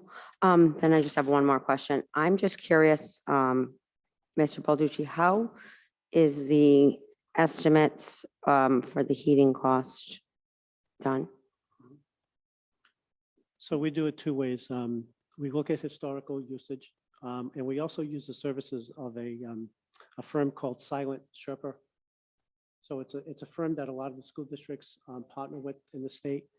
One of the services they do provide for us is during budget building time, I reach out to them and ask them for their assistance.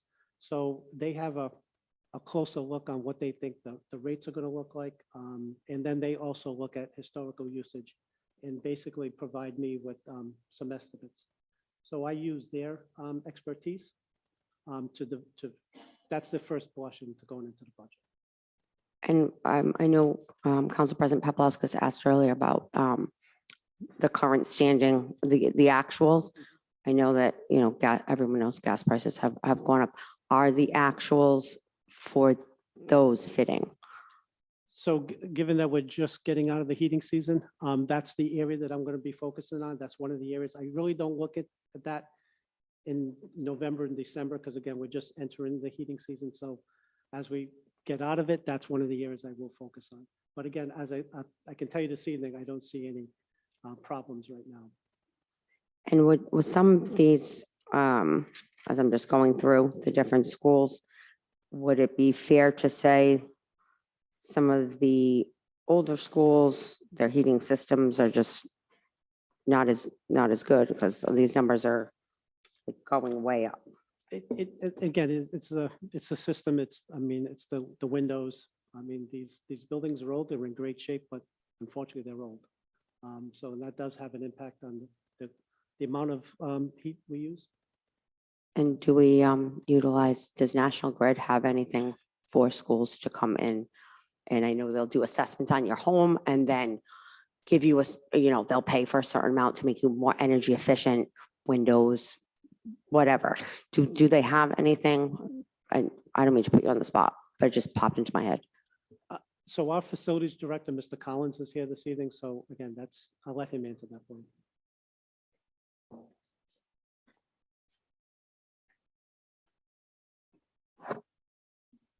So while National Grid does have some programs, I will tell you our biggest issues with the buildings are the envelopes. We've gone around and we've done some upgrades to the systems and everything, but we can't retain what we're burning in the building. And that's our biggest thing. And unfortunately, to address that, you're talking about construction projects. So those are projects that Grid will not address. They'll come through, they'll help us with pipe insulation, steam trap replacement, more efficient controls and everything. But again, we're not able to capture the heat and keep it in the building as efficiently as we'd like to. Thank you.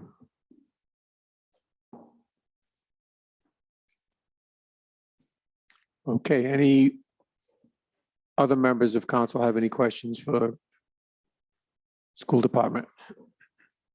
Councilwoman Vargas.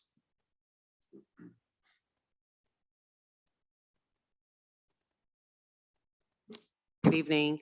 Thank you again to the both of you to being here this evening. I actually, I know Superintendent, you started your speaking portion this evening commending the staff and the families, and but I want to reciprocate that back and actually thank you, and obviously the staff and the families and also the students. Obviously, with 2020 pandemic and we're pretty much kind of still in it. I know that it hasn't been easy decisions and probably lost some sleep many nights. And so I just want to thank you for leading the way as much as you possibly could throughout the last couple of years.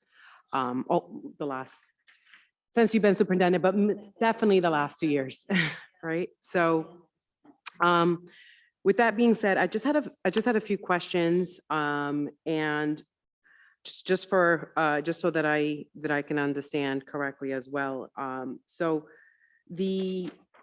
I have my notes here.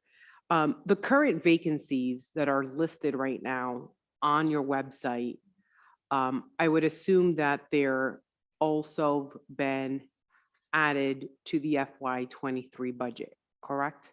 So some of our vacancies that are posted on the website, we have some that, all right. So we have some that have been there a while and we haven't been able to fill. Nobody's ever told me I'm too quiet, that's for sure. Oh, okay. So some of them are seasonal. I'm not sure which ones so we have some that are, unfortunately, we haven't been able to fill, like the ones I alluded to earlier. We've interviewed, and I have to say, we won't just hire someone. We want to make sure the person is the right fit for our schools. So we have conducted interviews, and if those interviews haven't panned out, then we have other teachers within a building covering those vacancies. But there are some vacancies that might be online, and they could be for things that we hire every year. So I'm not sure which ones maybe. So we have, and again, I'm not sure of anything. I think they're still up. The bus driver, the bus monitor, and the substitute. We always have those up because Teachers as well. we can always use more folks. Okay. In those departments. So because there are some vacancies currently, and because you're trying to fill those out, is it fair to say that there's been some sort of surplus, given the fact that there haven't been fully staffed No, what we do is, in the case of a bus driver, so if we have a bus route that isn't staffed by one single bus driver, we double up. So that causes us to have to compensate whoever fills in for that.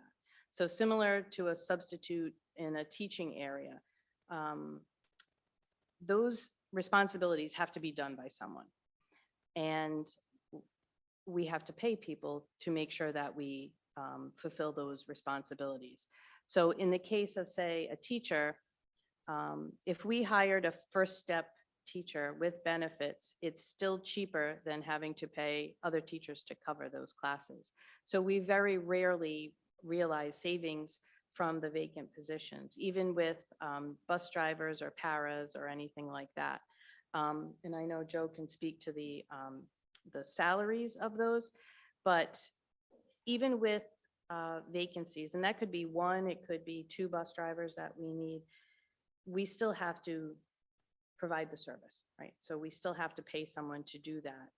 Unfortunately, that would require overtime or someone to pick up an extra route, and contractually, we still have to compensate whoever does the extra work in any of these areas, whether it be a certified teacher, a paraprofessional, a bus driver, a custodian, anyone who's picking up duties that should be done by someone else, you have to pay them. So I don't know if Joe wants to add anything to that. So the only other comment I'll make is when we develop this year's budget or a budget, I will sit down with Mr. Crudale, who's oversees human resources for the district. So at the timing of when this budget is developed, if there is any vacant positions, then he and I will sit down and say, okay, do we need that position? And 99.9% of the time, the answer is yes. So then he and I will have a conversation. Okay, if it's a teaching position, do we think we can get a third step, a second step, a first step? So those are the conversations. And then we place those dollars in it, even though we don't have a body in there yet. Again, the goal is to get someone in there. So we want to make sure there's budget dollars to support that salary. So that's how we do it. Okay, thank you so much for that. And then my other question is, part of the ESSER 3, there was about 4.6 million. And then as far as the city appropriation, I believe there was like about another 3.5 or so. The mayor's proposed budget is allocating or providing the schools with about $1 million. You're asking for another 1.5 million, about roughly. And so I'm sure. If that million, that 1.5, that's just to even it out, roughly a number out there, was not to be met, while the ESSER funds, ESSER monies, some of them could be allocated towards programming and extended day and student vacation time. Where would the direct impact actually be? Unfortunately, we go through this exercise every year, and I don't mean that in a negative way. We have to look at our budget at the end of our year, going into our next year. So our business is in people. So we look for efficiencies in staff. Do we have changes in class sizes, population, retirements? Did we estimate 10 and we have 12 or anything like that? So unfortunately, we first have to look at staffing. And we do that across the board, custodians, administrators, admin assistants. We really look to make sure that we're running efficiently, smartly, and with enough people to make sure we provide the service. We don't want to cut it so bare bones that we're not delivering what we should be. Then we look at our programs. Again, the ESSER monies really has helped us with curriculum. I can't speak to that enough because curriculum is so expensive that those monies have really helped us provide for that. Technology, all of those things. So that 1.5 million, we have to look at out of district tuitions.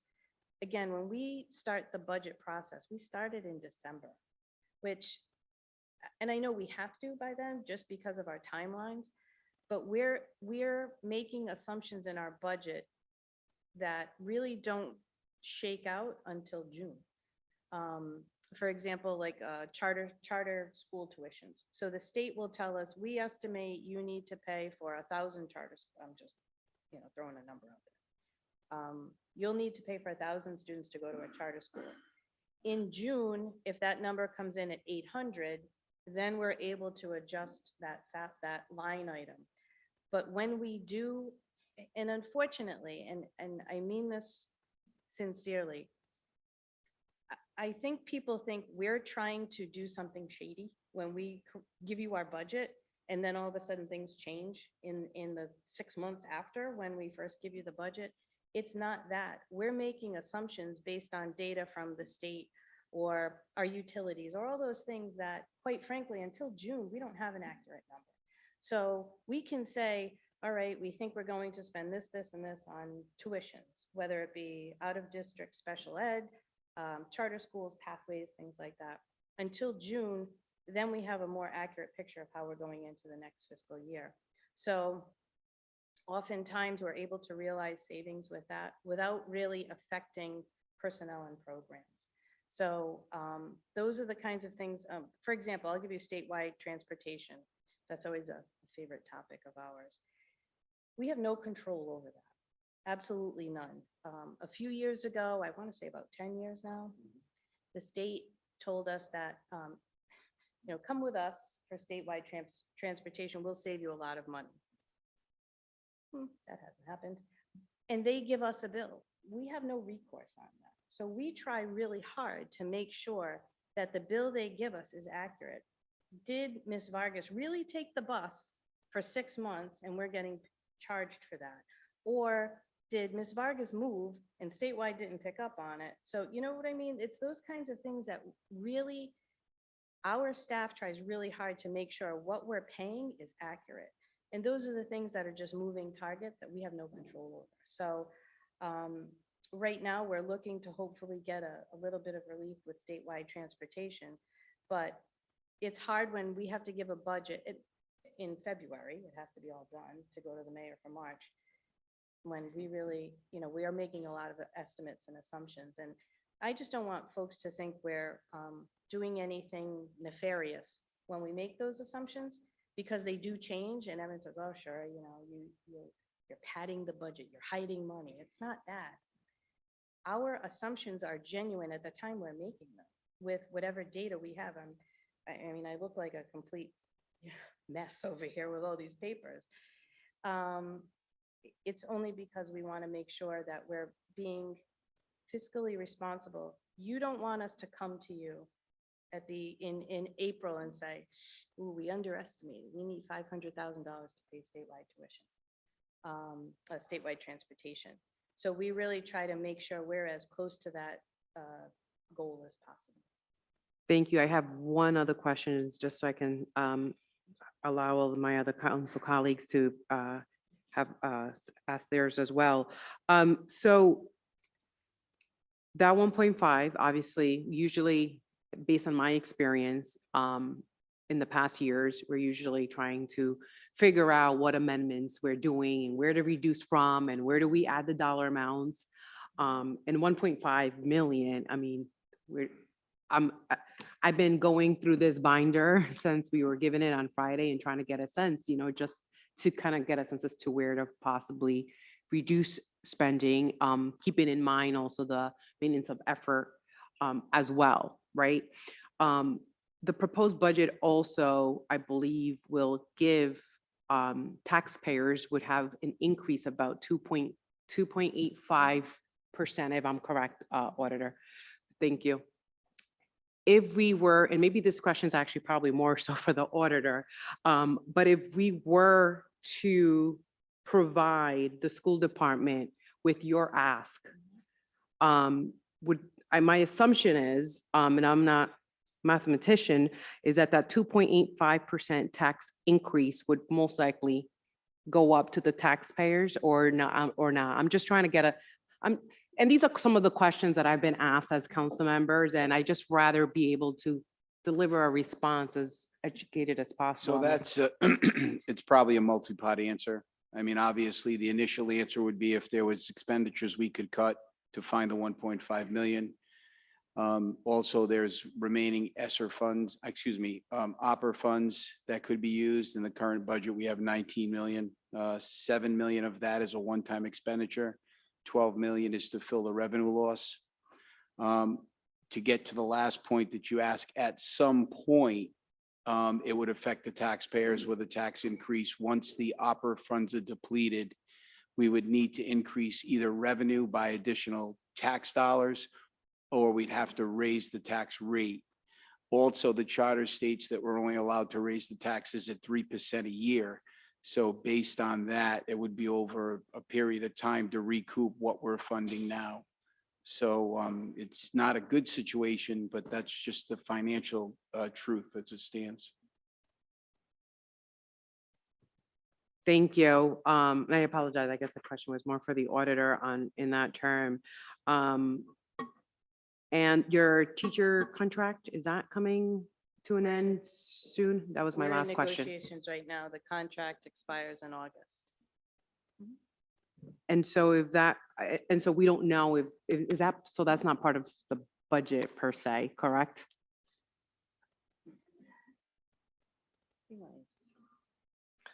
So monies have been set aside for negotiations for the teachers. I can't tell you how much or what percentage, but we have accommodated based on that, conversation with them, yes. So you're being conservative in adding that to your request?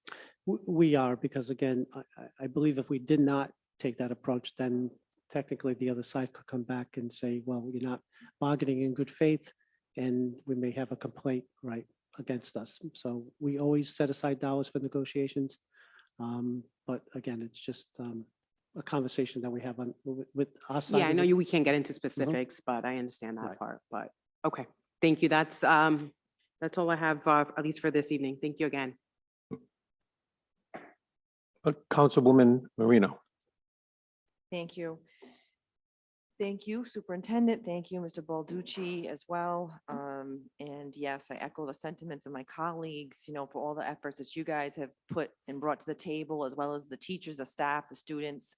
And it shows having 2 kids in the public school system who post-pandemic returning now literally are sad when it's school vacation. I don't know if that says more about the schools or more about us as parents than the negative for me, but no, seriously, they have a different and new appreciation, and that's a testament to the whole community as a whole. It really takes a village. My question tonight, and it's kind of multifaceted, and I apologize if it seems simplistic or and the intention is to be helpful and not critical. With respect to the reimbursement rate for the Cranston, like the career and technical schools, both at East and West, you as a school department receive funding for the students, and it's a good source of revenue. It's about $1.5 million pretty consistently. And my question to you is, this is where my ignorance comes in terms of the reimbursement rate to the school department for those students, who sets that rate? Is it at the state level? And is there a possibility of, maybe lobbying the state to increase that level of funding, since the city, the school department receives more revenue than it pays out, is my understanding, and maybe I'm wrong on that, for that student population? So let me address the tuition rate. So yes, to answer your question, the state does dictate how much we as a district can bill a sending district. So my office, in coordination with the Career and Tech, usually in October, we have by then the dust has settled. The kids coming from Johnston, Situate, North Providence, you name it, they're there. My office then goes on the state's website. There is a report, there's a document that says, okay, the town of Johnston, they're obligated to pay, again, I'll say $14,000 a student. There's actually 2 rates. If their child is not considered free and reduced, it's 14. If that child is free and reduced, it's 16 or something like that. So we just use those rates, and then we'll send out a tuition bill 4 times a year. So, but we have no say in how those rates were crafted, created. How often have they changed? They change yearly, do you know? Or have they been, Yes, it has changed, not by a lot. Okay, so it would be, hypothetically, it would be beneficial if the state increased those rates, that it would definitely increase your revenues and be helpful. It would, Okay, correct. thanks. It would also increase What you pay our out. costs if we have students going out. Out, yeah. So, And that's the question I have, though, is how much are we paying out? I know how much we're receiving. I may have overlooked how much we're paying I have out. that here in Okay. my collective Okay, mess. got it. So in the 2022 year, which we are in, we are paying out $503,000. That's what we're paying out. So we have 39 students. CTE and pathway, right? So that includes, we have students, we have 2 kids who go to Coventry, 1 who goes to East Providence. Fortunately, we don't have many students who leave us, and that's a good thing. So we have 39 total students for CTE and pathway only, and yeah, oh, actually, sorry, 484 408 is what we're working on right now. So just under 500,000. We get, this is, these are charter tuitions, all right, this is a different ballgame, but It's $1.5 million, Yeah, yeah, on the We- budget that you we- presented, yep. get more than we pay out, but yeah. Okay, all right, thank you. We do, we're able to get some CTE categorical help with high-cost programs from the state. Our construction program because of materials. Our, again, construction has welding, things like that. So some of the higher cost programs, we're able to get some help with equipment for culinary to buy things like that. But that lives outside of the tuition. And those are, we don't even bank on that money because it could go away at any time, so. And the last point I'll make briefly too is the fluid nature of your budget, as you know, is the same for us. You know, we do the best with what we have and projections and hope for the best. Yep. One of our biggest things is pension and healthcare. We have to make us, we have to plan for the worst and hope for the best. The pension has gone up over 17% for certified staff. And, nothing ever comes down. No, stuff isn't getting cheaper for us, that's for sure. And it isn't for our families. To what Councilwoman Germain said, it's a hard balance. When we were in COVID and we weren't spending money on gas and buses and transporting kids and doing things that, again, cost us money in a fluid manner, we did realize a lot of savings. As you can all imagine, they're gone because of the increase in costs that we have now. So we're moving on. Anyone else have any questions? Council President Paplaskas. More of a point of information and maybe Mr. Balducci or Mr. DeMayo can clarify. I don't think anybody's mentioned tonight that we're picking up $1.2 million in debt service for the bond, this on the city side for the schools. Is that correct? Is it 1.2? Yes. Yeah, it is 1.2. Okay, thank you. Councilwoman Manzulli. Thank you, Council Vice President. To go back to Councilwoman Marino's point about the paying out for the 39 students going to other schools. I think I asked this last year, but I'm going to ask again. Are we obligated to pay for students to go to other schools where we have that program, and why? Good question. So when the career and technical programs kind of exploded a few years ago, the goal was to really make sure students found their, when I say pathway, that they could go to any school basically in the state if they wanted to find a certain career and tech program. what has happened is schools are now competing with each other for customers. It's become a very business principled system. So when that all happened, and again, I firmly believe a student should be where they need to be. I understand that. But we've also seen that certain districts have created programs that have taken so many students away from other districts that they've nearly bankrupted them. What we're working on now, actually, I think it's Senator Pearson in the at the State House is working on a bill that will prevent that kind of thing. Because if I have, say, culinary or robotics or pre-engineering, the programs we have, you're right. I'm going to pay a neighboring district. Now, a lot of times there's other factors at play. Students might go there for sports. Students might go there for a different yeah, nobody will admit that. But so that becomes a problem. And you're right. We want to keep our kids in our communities, being here, growing up here, and we want them to go to our schools. So it is a very difficult balance that we do have to pay. I can't deny a student to go, if they want to go to Coventry, which is, right over our border for a program we have, it's a very difficult argument. I can't prevent them, and we have to pay the tuition. Conversely, we do have students who come to us. So it's a very touchy subject among school districts and superintendents that we're competing with each other with duplicate programs. And that's not a good way to do it either, because we're saturating the market with programs and students are going everywhere, but there are a lot of districts that are suffering greatly because of that. But the short answer is no, we can't deny them. And it's the state that we would have to speak to Yeah. to fix that. So I'm part of the statewide Career and Technical Board of Trustees.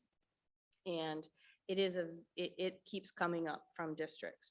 And again, it's a business problem because of the tuition that some people are paying. So they're trying to create more programs in districts to compete with each other, which again is great for our families and our kids because more competition, they want higher quality programs. But at the end of the day, if you're a small district that really can't afford or support a lot of CTE programs, you're going to lose students, you're going to lose money, and then you really can't support more programs. You know what I mean? It creates this really big problem for districts that can't afford.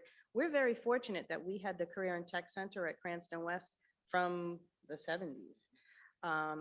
Some districts don't have that, so they're trying to create programs to keep their kids in, but it is a huge problem. Okay, thank you. Thank you so much. I just have two more, well, one comment, one question. You have a rainy day fund. I don't know what you call it, but there's no requirement that we have rainy day fund that we have to keep at certain levels. To my understanding, you don't have a requirement to keep a certain level, and could you tell us what the current level is? Okay, yes, we don't need to keep a certain level. Again, at the end of fiscal 21, it was somewhere between $3 to $4 million. We did use approximately 1.4 of it within the current 21-22 year. So again, so we're at about 2 change right now. So if you're not given the other $1.5 million, would you anticipate taking from that rainy day fund? Or like you said before, hoping that, you overestimated and you don't actually need all that money when we get to the end of the year, or will programs go away? That's twofold. First of all, everything we do, we try to keep away from impacting kids directly. So if we're shopping around for a better utility rate, that's great, and we can save money and not have students affected. So that's always our first go-to. We do try to keep some of that rainy day fund, savings account, however you want to call it, for dire emergencies. We don't want to spend all that money because that's only going to create havoc for us, just like you folks. You want some kind of backing.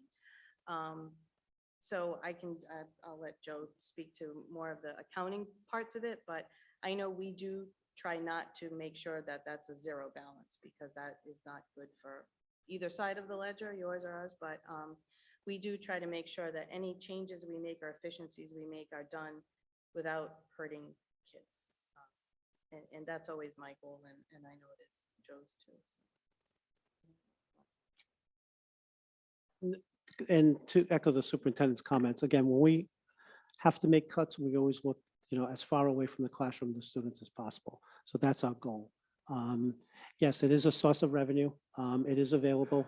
But like we've all been having this conversation, to utilize one-time revenue sources, when you spend it, you get one shot at it and it goes away. Unfortunately, it doesn't serve anyone well from a fiscal stability standpoint to start always dipping into those funds. But if you need to, you need to, but we always try to avoid it if we can. Thank you. And this might be it's part comment and part question for our auditor.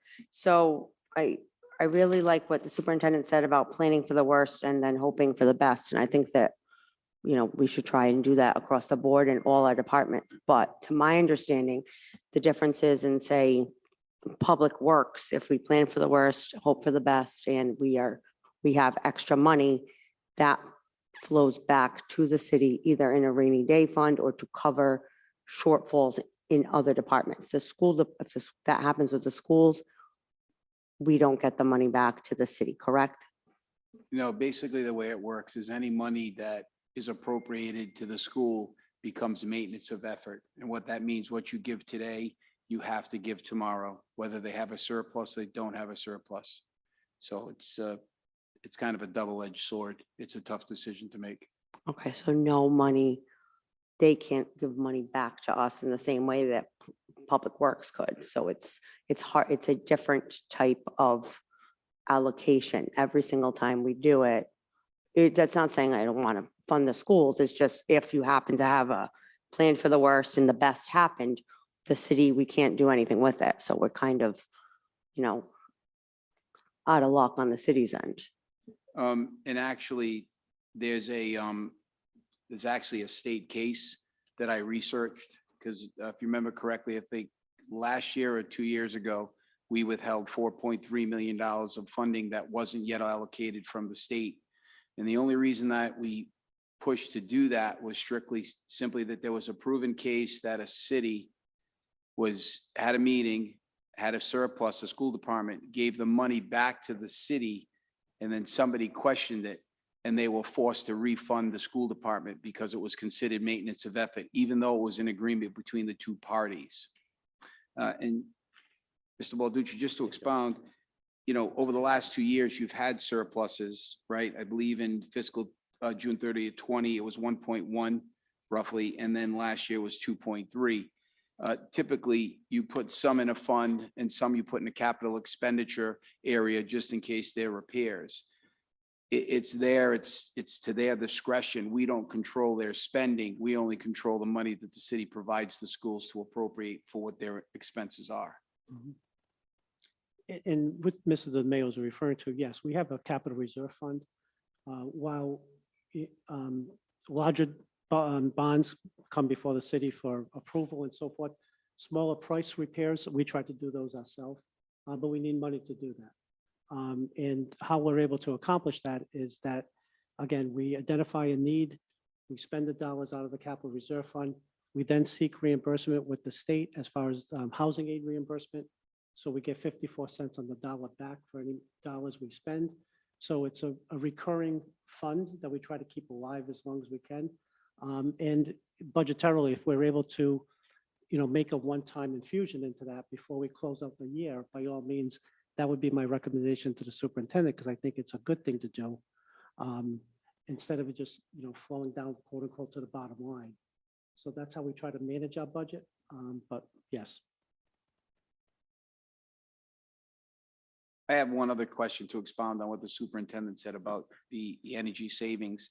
And this is just maybe thinking outside the box with the way green energy is coming with the new buildings and the $161 million that where bonding will have to service the debt. Has there been any discussion to maybe partnering with a energy company to put solar on the buildings, some of the older buildings because they're flat roofs, some of the newer buildings that would actually generate some revenue to reduce utility costs? I mean, as everybody knows, we don't raise prices in a sense or have revenue streams to replace when expenses are increased. We have to just find other avenues to increase or reduce expenses. We currently do partner with a solar farm located in Johnston. We have been with them for at least 2, possibly 3 years now. And that partnership does generate to the district somewhere between $120,000 to $140,000 annually. So what we do is we take credit for so what happens is we get a monthly bill and we keep the first 16% of the rebates. And then the balance goes to the company that purchased the infrastructure, maintains the solar farm and so forth. So again, it's a good relationship and we get some benefit from it.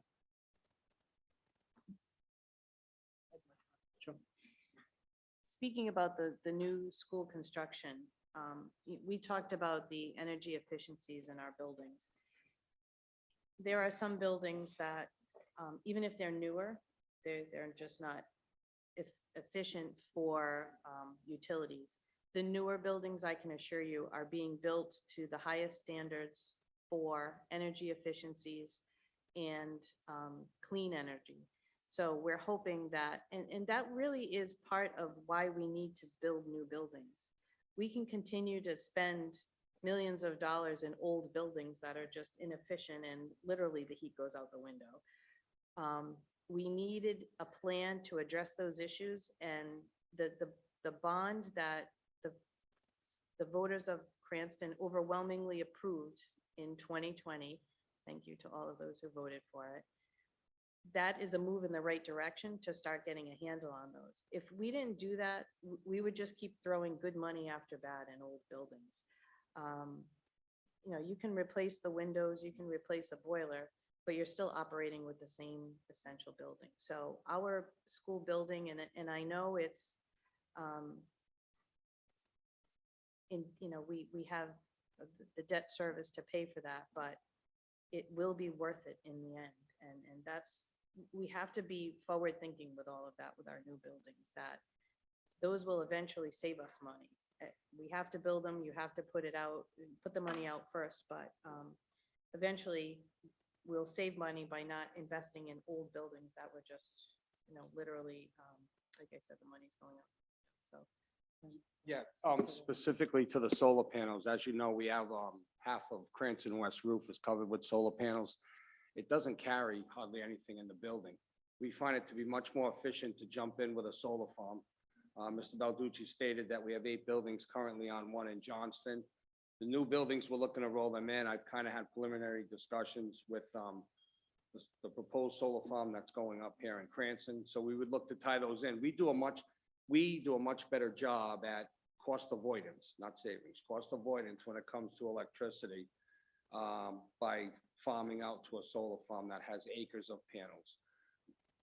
The only follow-up would be how long is your net metering agreement with the solar farm in Johnston? That's rolled on. That just got switched over because of Amazon going in there, they had to resell it. So we just upped that contract. I'd have to go back and look at that.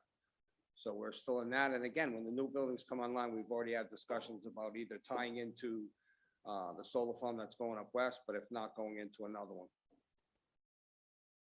Thank you. Councilwoman Vargas, let's all please keep in mind that we still have 3 other departments to cover tonight. So I want to be mindful of the time. Councilwoman Vargas? I'll be very, very brief. The Garden City School development, I assume it's not going to be done until 2024, there's 3, another year. So they'll still be at Chester Barrows, the students over in here. Do you foresee, maybe this is a question maybe for next year, but do you foresee Chester Barrows continue to be used for as other schools are being worked on as well? And hopefully that'll be some sort of cost saving is my Yes. potential assumption. Yes, once Garden City is online, which will be in September of 2023, we'll move the students into the new Garden City building. We will use Waterman and Barrows for students from Gladstone when we begin building Gladstone. So that swing space, we don't have to go to other districts or rent space or anything. We have it right there. So yeah, that's what those, so we'll be using those buildings for the next probably 4 years for kids. Maybe we'll get the Park Avenue Bridge done by then. Fingers wouldn't crossed, put money possibly on my that one. toes too. Any, you have another question? Councilwoman Jermaine? While we, Superintendent, but while we are talking about the construction, so do you have a date for Waterman's, the student in Waterman, 1 year or 2 years before they move? So the students who are currently enrolled at Waterman, when Garden City opens, the new Garden City in September of 2023, all of the students from Waterman will go into that new building. So anyone assigned to Waterman, so I believe it would be K1, 2, 5. 5 would already be in middle school because they're leaving now. 4 would be in middle school, so it's K1, 2, 3. They will eventually be in the new Garden City School. Okay. And my last question, we know there was some issue with Cranston East in the school building. Do we have any plan for the school renovation or construction? So we're currently fixing the roof over the we call it the new gym foyer, even though it was built in 1994. Over the foyer, we're fixing all kinds of roof leaks. We'll be doing that work over the summer. We have plans for some other renovations within the building. We're going to be working out plans maybe for the cafeterias. When we did the master plan, it included the 5 big projects. The 2 brand new elementary schools, finishing Eden Park, working on Park View, and then Cranston West. The reason, and many people have asked about Cranston East. Cranston East, their most recent renovation was in 2006 with the new library and that whole new wing, the music wing, which kind of faces this building. So we really did try to spread out the bond projects to everywhere, but there are smaller projects that will be affecting Cranston East in this bond, and then our next bond. I don't want to throw that out there to you just yet, but we need to keep continuing improving all of our buildings. And I can't deny that every building could probably use $20 million worth of upgrades. I know we have to be strategic, but when we bonded for the projects, that extra 16 million, so it was 130 million and then an extra 16 million. Those extra projects all included different buildings, and Cranston East was one of them. So I think the issue you're talking about, was that when the window blew open and it froze and we had water everywhere? So fortunately, because of insurance purposes, all of the rooms that were affected by that have been rebuilt, redone. They're beautiful. So not that I enjoy a good flood, but we used it to our advantage. That and Edgewood Highland, because they happened the same week. Okay, okay. Okay, Joanne, if I wrap things up, I'll be very brief. I sit on the school buildings committee with you, and I see that your job is not easy. It's very hard to control the cost of the maintenance in the buildings and the cost of education. So we all feel for your pain, and we want to do whatever we can. I only have one question. Can we see the 9-month actual numbers so I can take a better look at them myself in hopes of trying to help you with your request? And that if in fact we're not able to give you the extra money you need, it's not because we don't feel for you. But we also have to consider that every time we spend $1.5 million, we're raising the tax rate 1%. So, we have to consider it that way. And there's already a 2.85% tax increase in the budget. So, and it's just it's a tough situation. So, and we thank you for being here. We thank you for your comments and we thank you for your preparation. So, I mean, if you could email us the 9 months actual, I'd love to take a look at it to see, if I can take a harder look at the numbers. Thank you. You're welcome. Appreciate everything tonight. Thank you. We need to take at least a 3-minute break. And next we will be boards and commissions.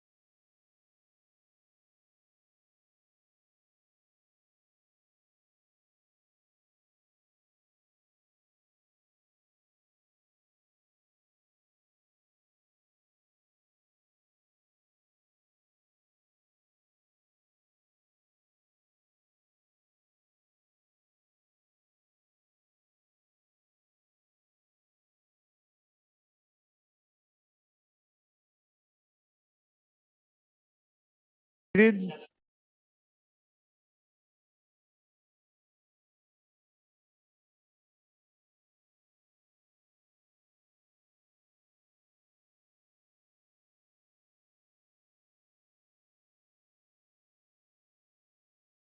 Okay, if everyone could please be seated.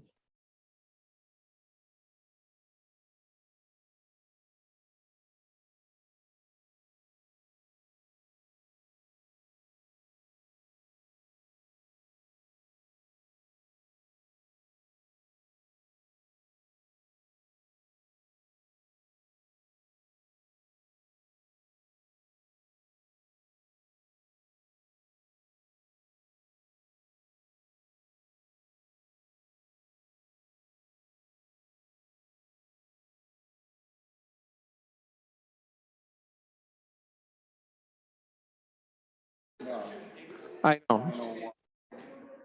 Okay, I was going to recommend that if everybody just cuts their budget by 2.85%, we'll let them go home, right? I'm just trying to make.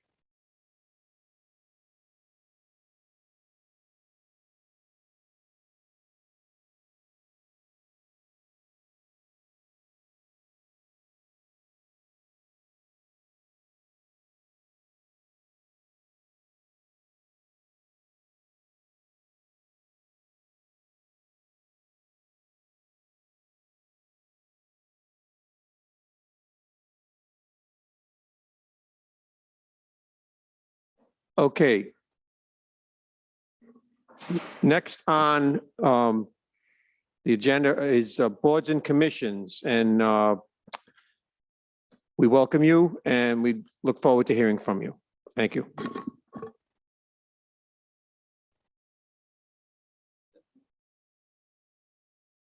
So the boards and commissions budget for the fiscal year 2023 is level funded at $180,000. Comprises, oh, I'm sorry, that's 1901.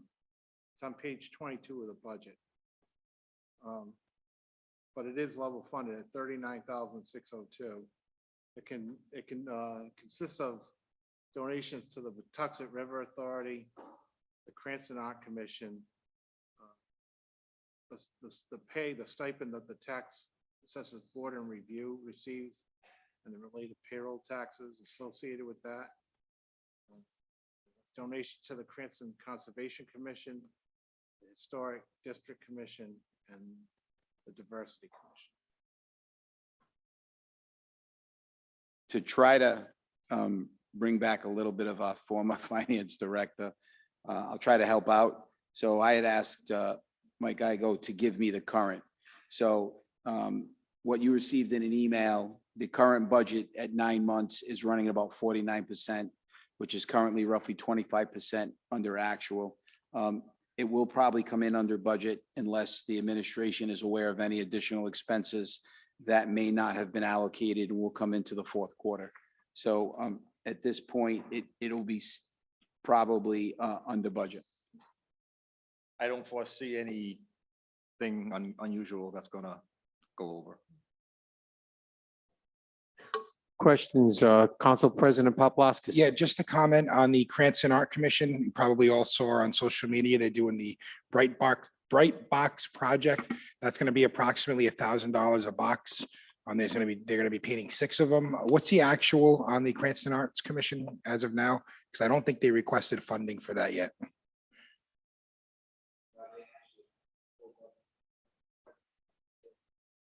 So they'll probably. They did expend the money. Okay. All right, so they did expend the money for the project, so that's good. Sometimes the Cranston Conservation Commission is a little, last minute on their spending historically, but we don't know if they're going to spend their whole ask. That's all I have to add for boards and commissions. Thank you. Any other questions for boards and commissions? No other questions. Do you gentlemen have any other comments?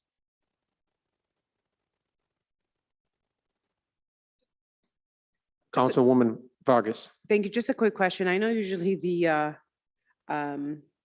a few members of various different boards will sometimes write an email or anything grows up, but there's nothing that came in from anyone from boards and any boards and commission, right? Asking for any additional funding, less funding, or what they're doing with the funding or anything like that? Aye. Okay, all right.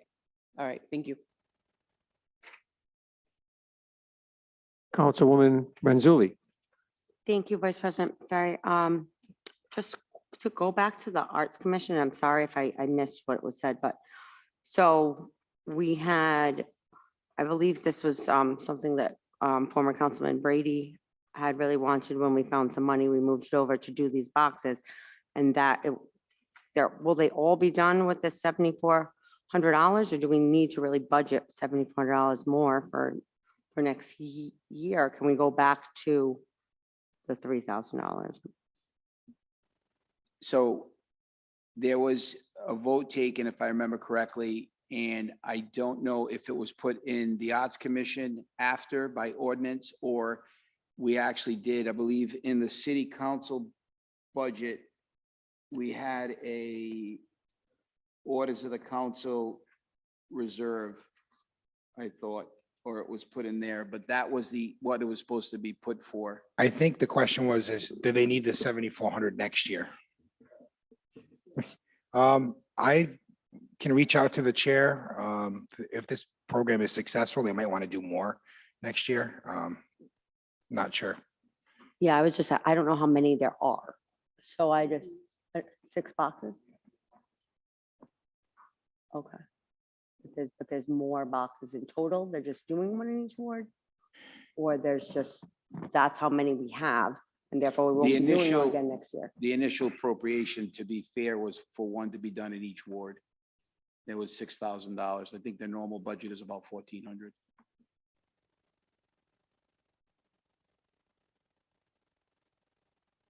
Yeah, in the past, it looks like they spent around $3,000. Is that accurate? Am I understanding correctly? Historically, they've gotten about $3,000. Then for this year, the 7,400 came in to do these boxes. I just don't know if there's more boxes to do next year or. That would actually be a question of what their plans are.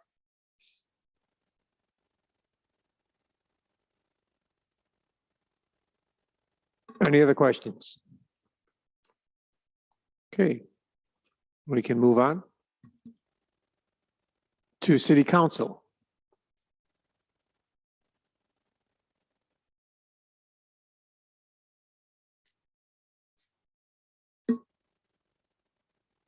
Who handles the City Council? Am I in the hot seat tonight? Are you in the hot seat tonight? Yes, you are. Thanks. What page are we on? What page? are we on?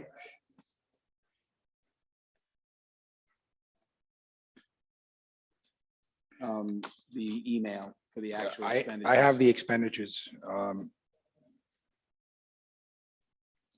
you say, page 11? All right, I see it.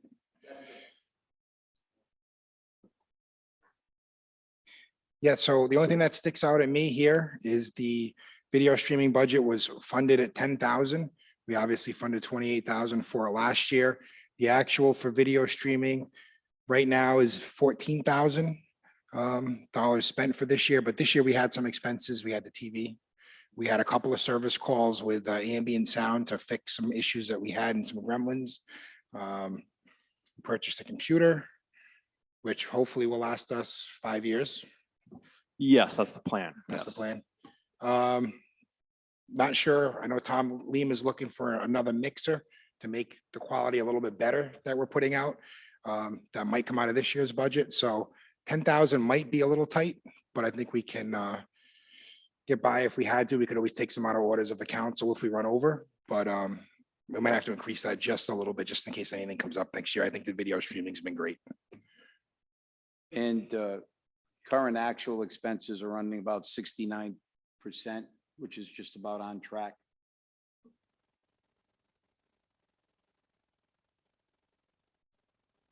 Any questions or comments? Sorry, on the expenditure side, I'm just trying to locate it on here, but if you have, if the auditor has it already. Where are we in terms of the orders of the council? Did we exhaust? We have not used it all. There is a little bit left in there. It's actually a good point that you bring that up. I know the tree council keeps asking for some more funds. Let me just check, make sure see what we got, but I think we might be able to do that with this money before the year is over. We had put some in there in case the Bright Box project went over, but I think they're gonna be okay. So if we can do some money with this, I'll bring it before the whole council, and if we all approve it, we'll do that. One team, one dream. Thank you. And then on that same note, did we also exhaust the the printing? I know that it's being proposed as being reduced to $500, right? The printing and duplicating. Do you foresee that being a problem at all, Rosalba? Do we do much printing? The only time we use, All right. the only time we use No, that 500, isn't it? to print envelopes. That's, we outsource 1,000, that. Other than that, we don't use You're that right, much it of is it. 1,000. Councilwoman, currently, there's no expenditures in that of the 500 that's allocated for last fiscal year. Okay. So that means. We did get new, speaking of printing, new binder or envelopes or holders for the citations, so we got better paper, suggestion of Councilwoman Germain, so thank you very much. And what else? I think that's it.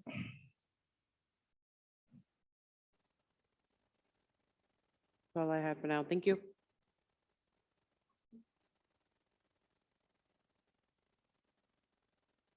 Councilwoman Jermaine?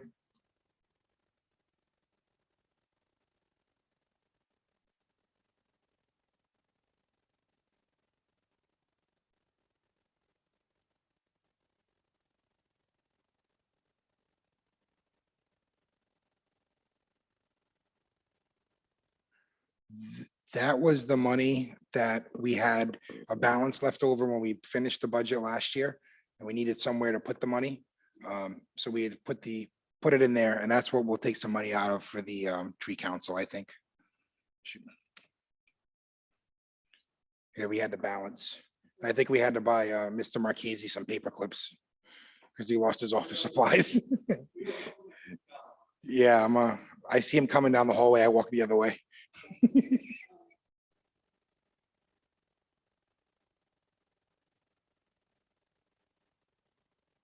Yeah, I think that's fine. We don't need it. And then if at the end of this year, if we need to balance something, we can always put the money back in there and have it if we need it as a contingency. Thank you. Yep. Question for, I don't know if Mike Igo might be able to answer it, or if David Tamayo, our auditor, wants to take it with the expenditures for the stenographic. I'm just, what's the encumbrance for the 9,000 and change?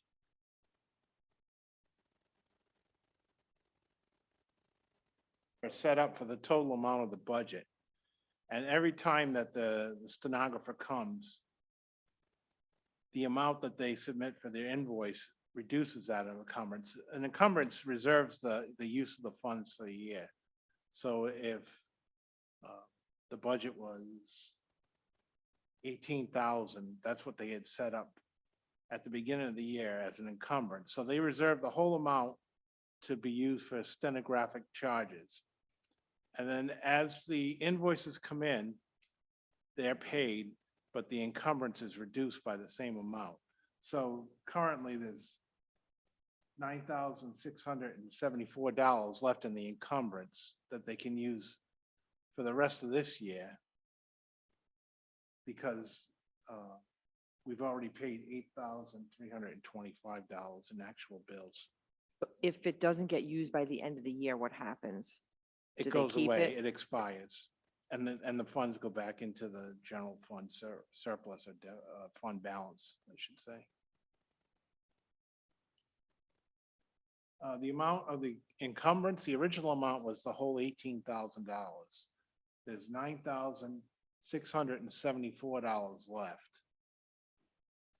and we spent 8,325.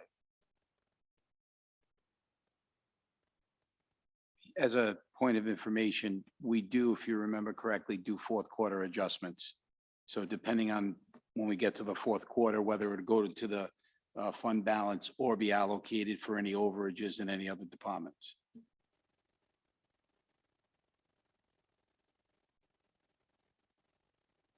Thank you. Any other questions or comments? Councilwoman Renzulli. I think I hope that someone else didn't ask this and I missed it, but what counts as what's departmental expenses for us? 52004. I mean, it's consistent always. I'm just wondering what that 29,000 is. That's okay. So that's in addition to like the salary schedule. Okay. And what was the other one? And city code, is that like for using Unicode?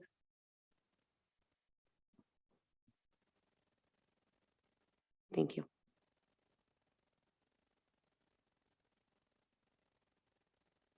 Okay. Oh, Councilwoman Jermaine.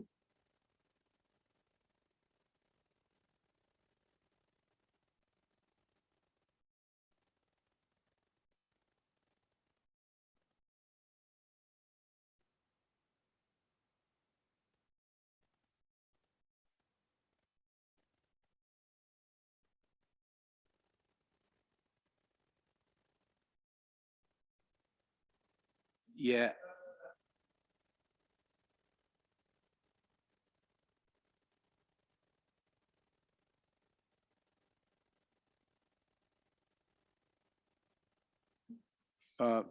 Director Igos, that's a 3-year contract when you put it out to bid?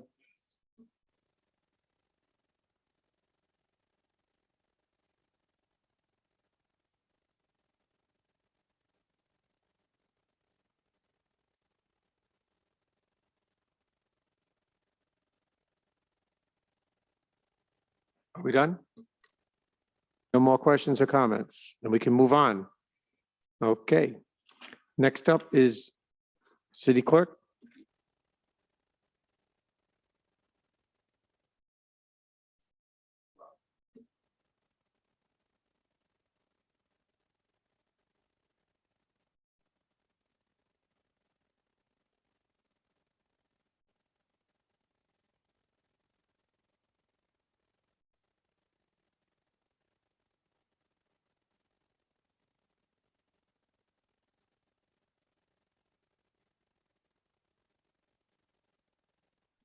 Any questions?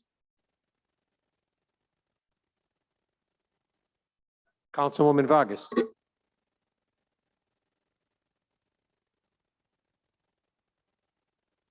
On the revenue side, I had a quick question. The certified copies, looking at the 5-year average on there, if I'm doing my math correctly, I know the proposed was 10,000, like the 5-year average is about $27,000 or so in change, but it was reduced. Do we not foresee that revenue, an extra $20,000 in revenue at all? And I guess maybe can you just remind me what certified copies are again? Is that birth certificates? Oh, Rosalba. Rosalba, the certified copies, are those birth certificate is my first question. If not, what are they? And in the proposed budget for 23, it was proposed at 10,000, where in 2022, it was at 30,000. Sorry, not proposed budget, as far as revenue, I apologize, coming in. Do we think we're going to go over that 10,000? I'm just trying to understand that. No, It's just, the certified vitals has its own line item. The certified copies, if someone comes in, requests a certified copy of a mortgage or any documents that we have, we Okay. charge a certification fee. That's what that certified copies is. Okay, Councilwoman, the current at 75%, which would be the 9 months, the activity's only been $6,884, which is roughly only Oh, yeah. 23% of the 30,000 that's been allocated. So I think the decrease in the revenue is justified based on the current activity. To give you the overview, the revenue as a whole for the department is running at 92%. I believe based on the calculation, if we stay strong, we're actually, instead of it 3.7 million, will probably be somewhere over 4. And the expense side is actually tracking at 81%, which is actually higher. And we're probably going to be somewhere, instead of 1.8 million, somewhere over 2 million. But the allocation of expenses and the increased revenue is kind of running on the same pace.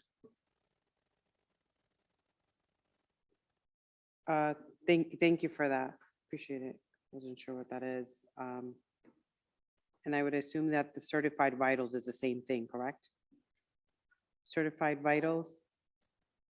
Rosalba, that probably the same thing? Yes, that would Okay. be for certified copies of vital records. Birth certificates, death records. That's birth certificate. So what certified copies then? That's for a certification of any documents, like if someone comes in and wants a certified copy of a mortgage. We make the copy of the mortgage that's recorded and then we certify it. Gotcha. That has gone down a lot because most of the land records are online now. So a lot Part of of people, council member trying to a put lot of things people use online? that Rome Okay. system so that they don't need to come in anymore to do the title search. Okay, thank you. I have a question for Mr. Igo. Could you please explain this line 58, Rhode Island real estate tax? From the 2022 budget, it was $1.252 million. It's being budgeted at $1.625 million. Could you please explain to us what that is?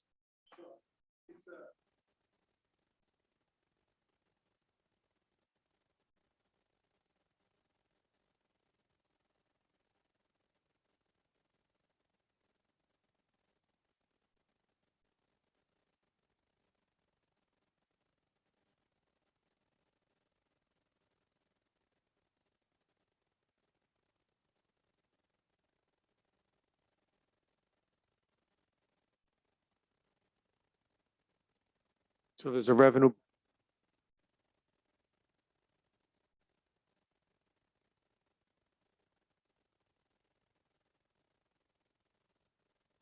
So there's not actually a $400,000 increase there. It's.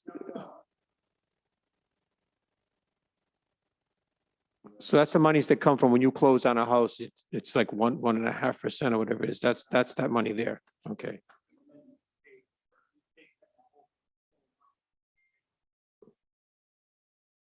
Okay. Okay, all right, so we're not looking at an actual increase in expenses.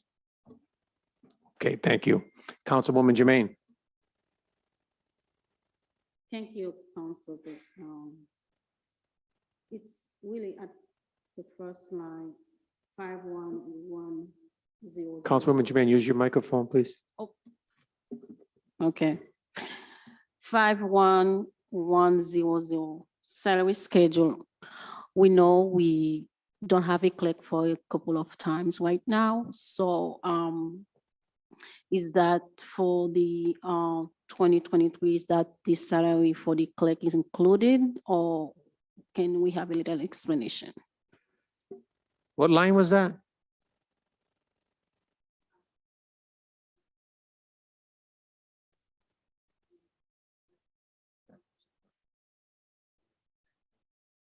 That includes the city clerk position. So we funded that. We did a little bit of an upgrade in that position. So right now, I believe it's funded at 81,000 and the new clerk's going to be funded at 91,000. So that $91,000 salary is part of that salary schedule increase, along with the built-in raises that the Teamsters are getting in that office. The city clerk is a union position? No, admin. That's a position that the city council picks, most likely in January.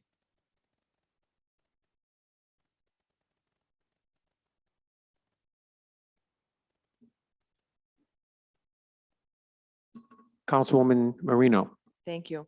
I had a question on the revenue side, line item 42137, auto repair license. The projected revenues for that seem high unless I'm missing something, because in the current revenue summary to date, it shows that that's down significantly, that we've only collected 1,400, if I see it right. It's like 16% of projections. I'm just wondering why we're increasing, why we expect it to jump even more when it's not even meeting what the expected goal was for 2022.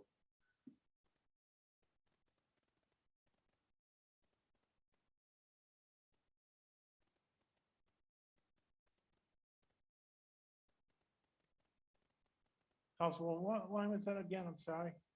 42137, auto repair license.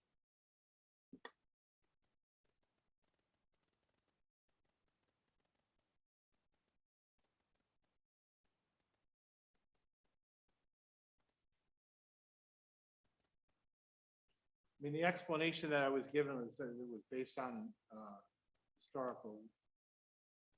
Yeah, but if you'll see the current, Oh, you know what, too? revenues is I remember down this a because lot. we had this Okay. conversation earlier. The licenses haven't come due yet for the current fiscal year. So they come in after this period. They come in May, I believe Lou said. Because I had asked the same question. To the why- chair. Yeah, you're correct. The auto repair, it's July 1st. They become renewable. So we take in the revenues prior to July 1st. and you must know how many, you guys know how many are outstanding, so that's why the projection is what it is. I got it. Okay, great, thanks. Any other questions? I'll just make a comment. We should have brought Lou Cirillo back from Florida just to help out. Yeah, he graciously helped Rose get this budget together, and we thank him still for his work. He's a great guy. No other questions? Next, we got probate.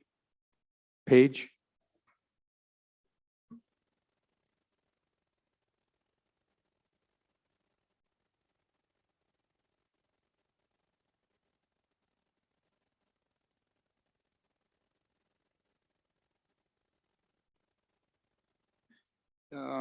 Probate is running at 73%, right on budget for 9 months.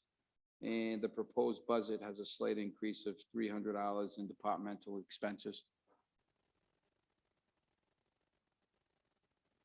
Any questions? No questions. I think we're done. May I please have a motion to adjourn? Oh, I'm sorry. Almost. Councilwoman Vargas. Department expenses, I'm sorry, can you just repeat that again? I know it was, it's a, right, but is it because we're obviously going beyond the $200 right now? Are we over?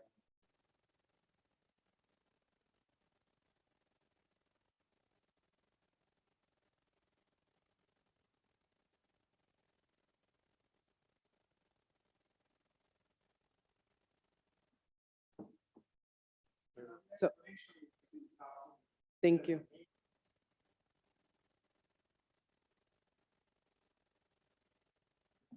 They plan on buying a new gavel. Can you say that? No, In addition to the nameplate, what were the other two?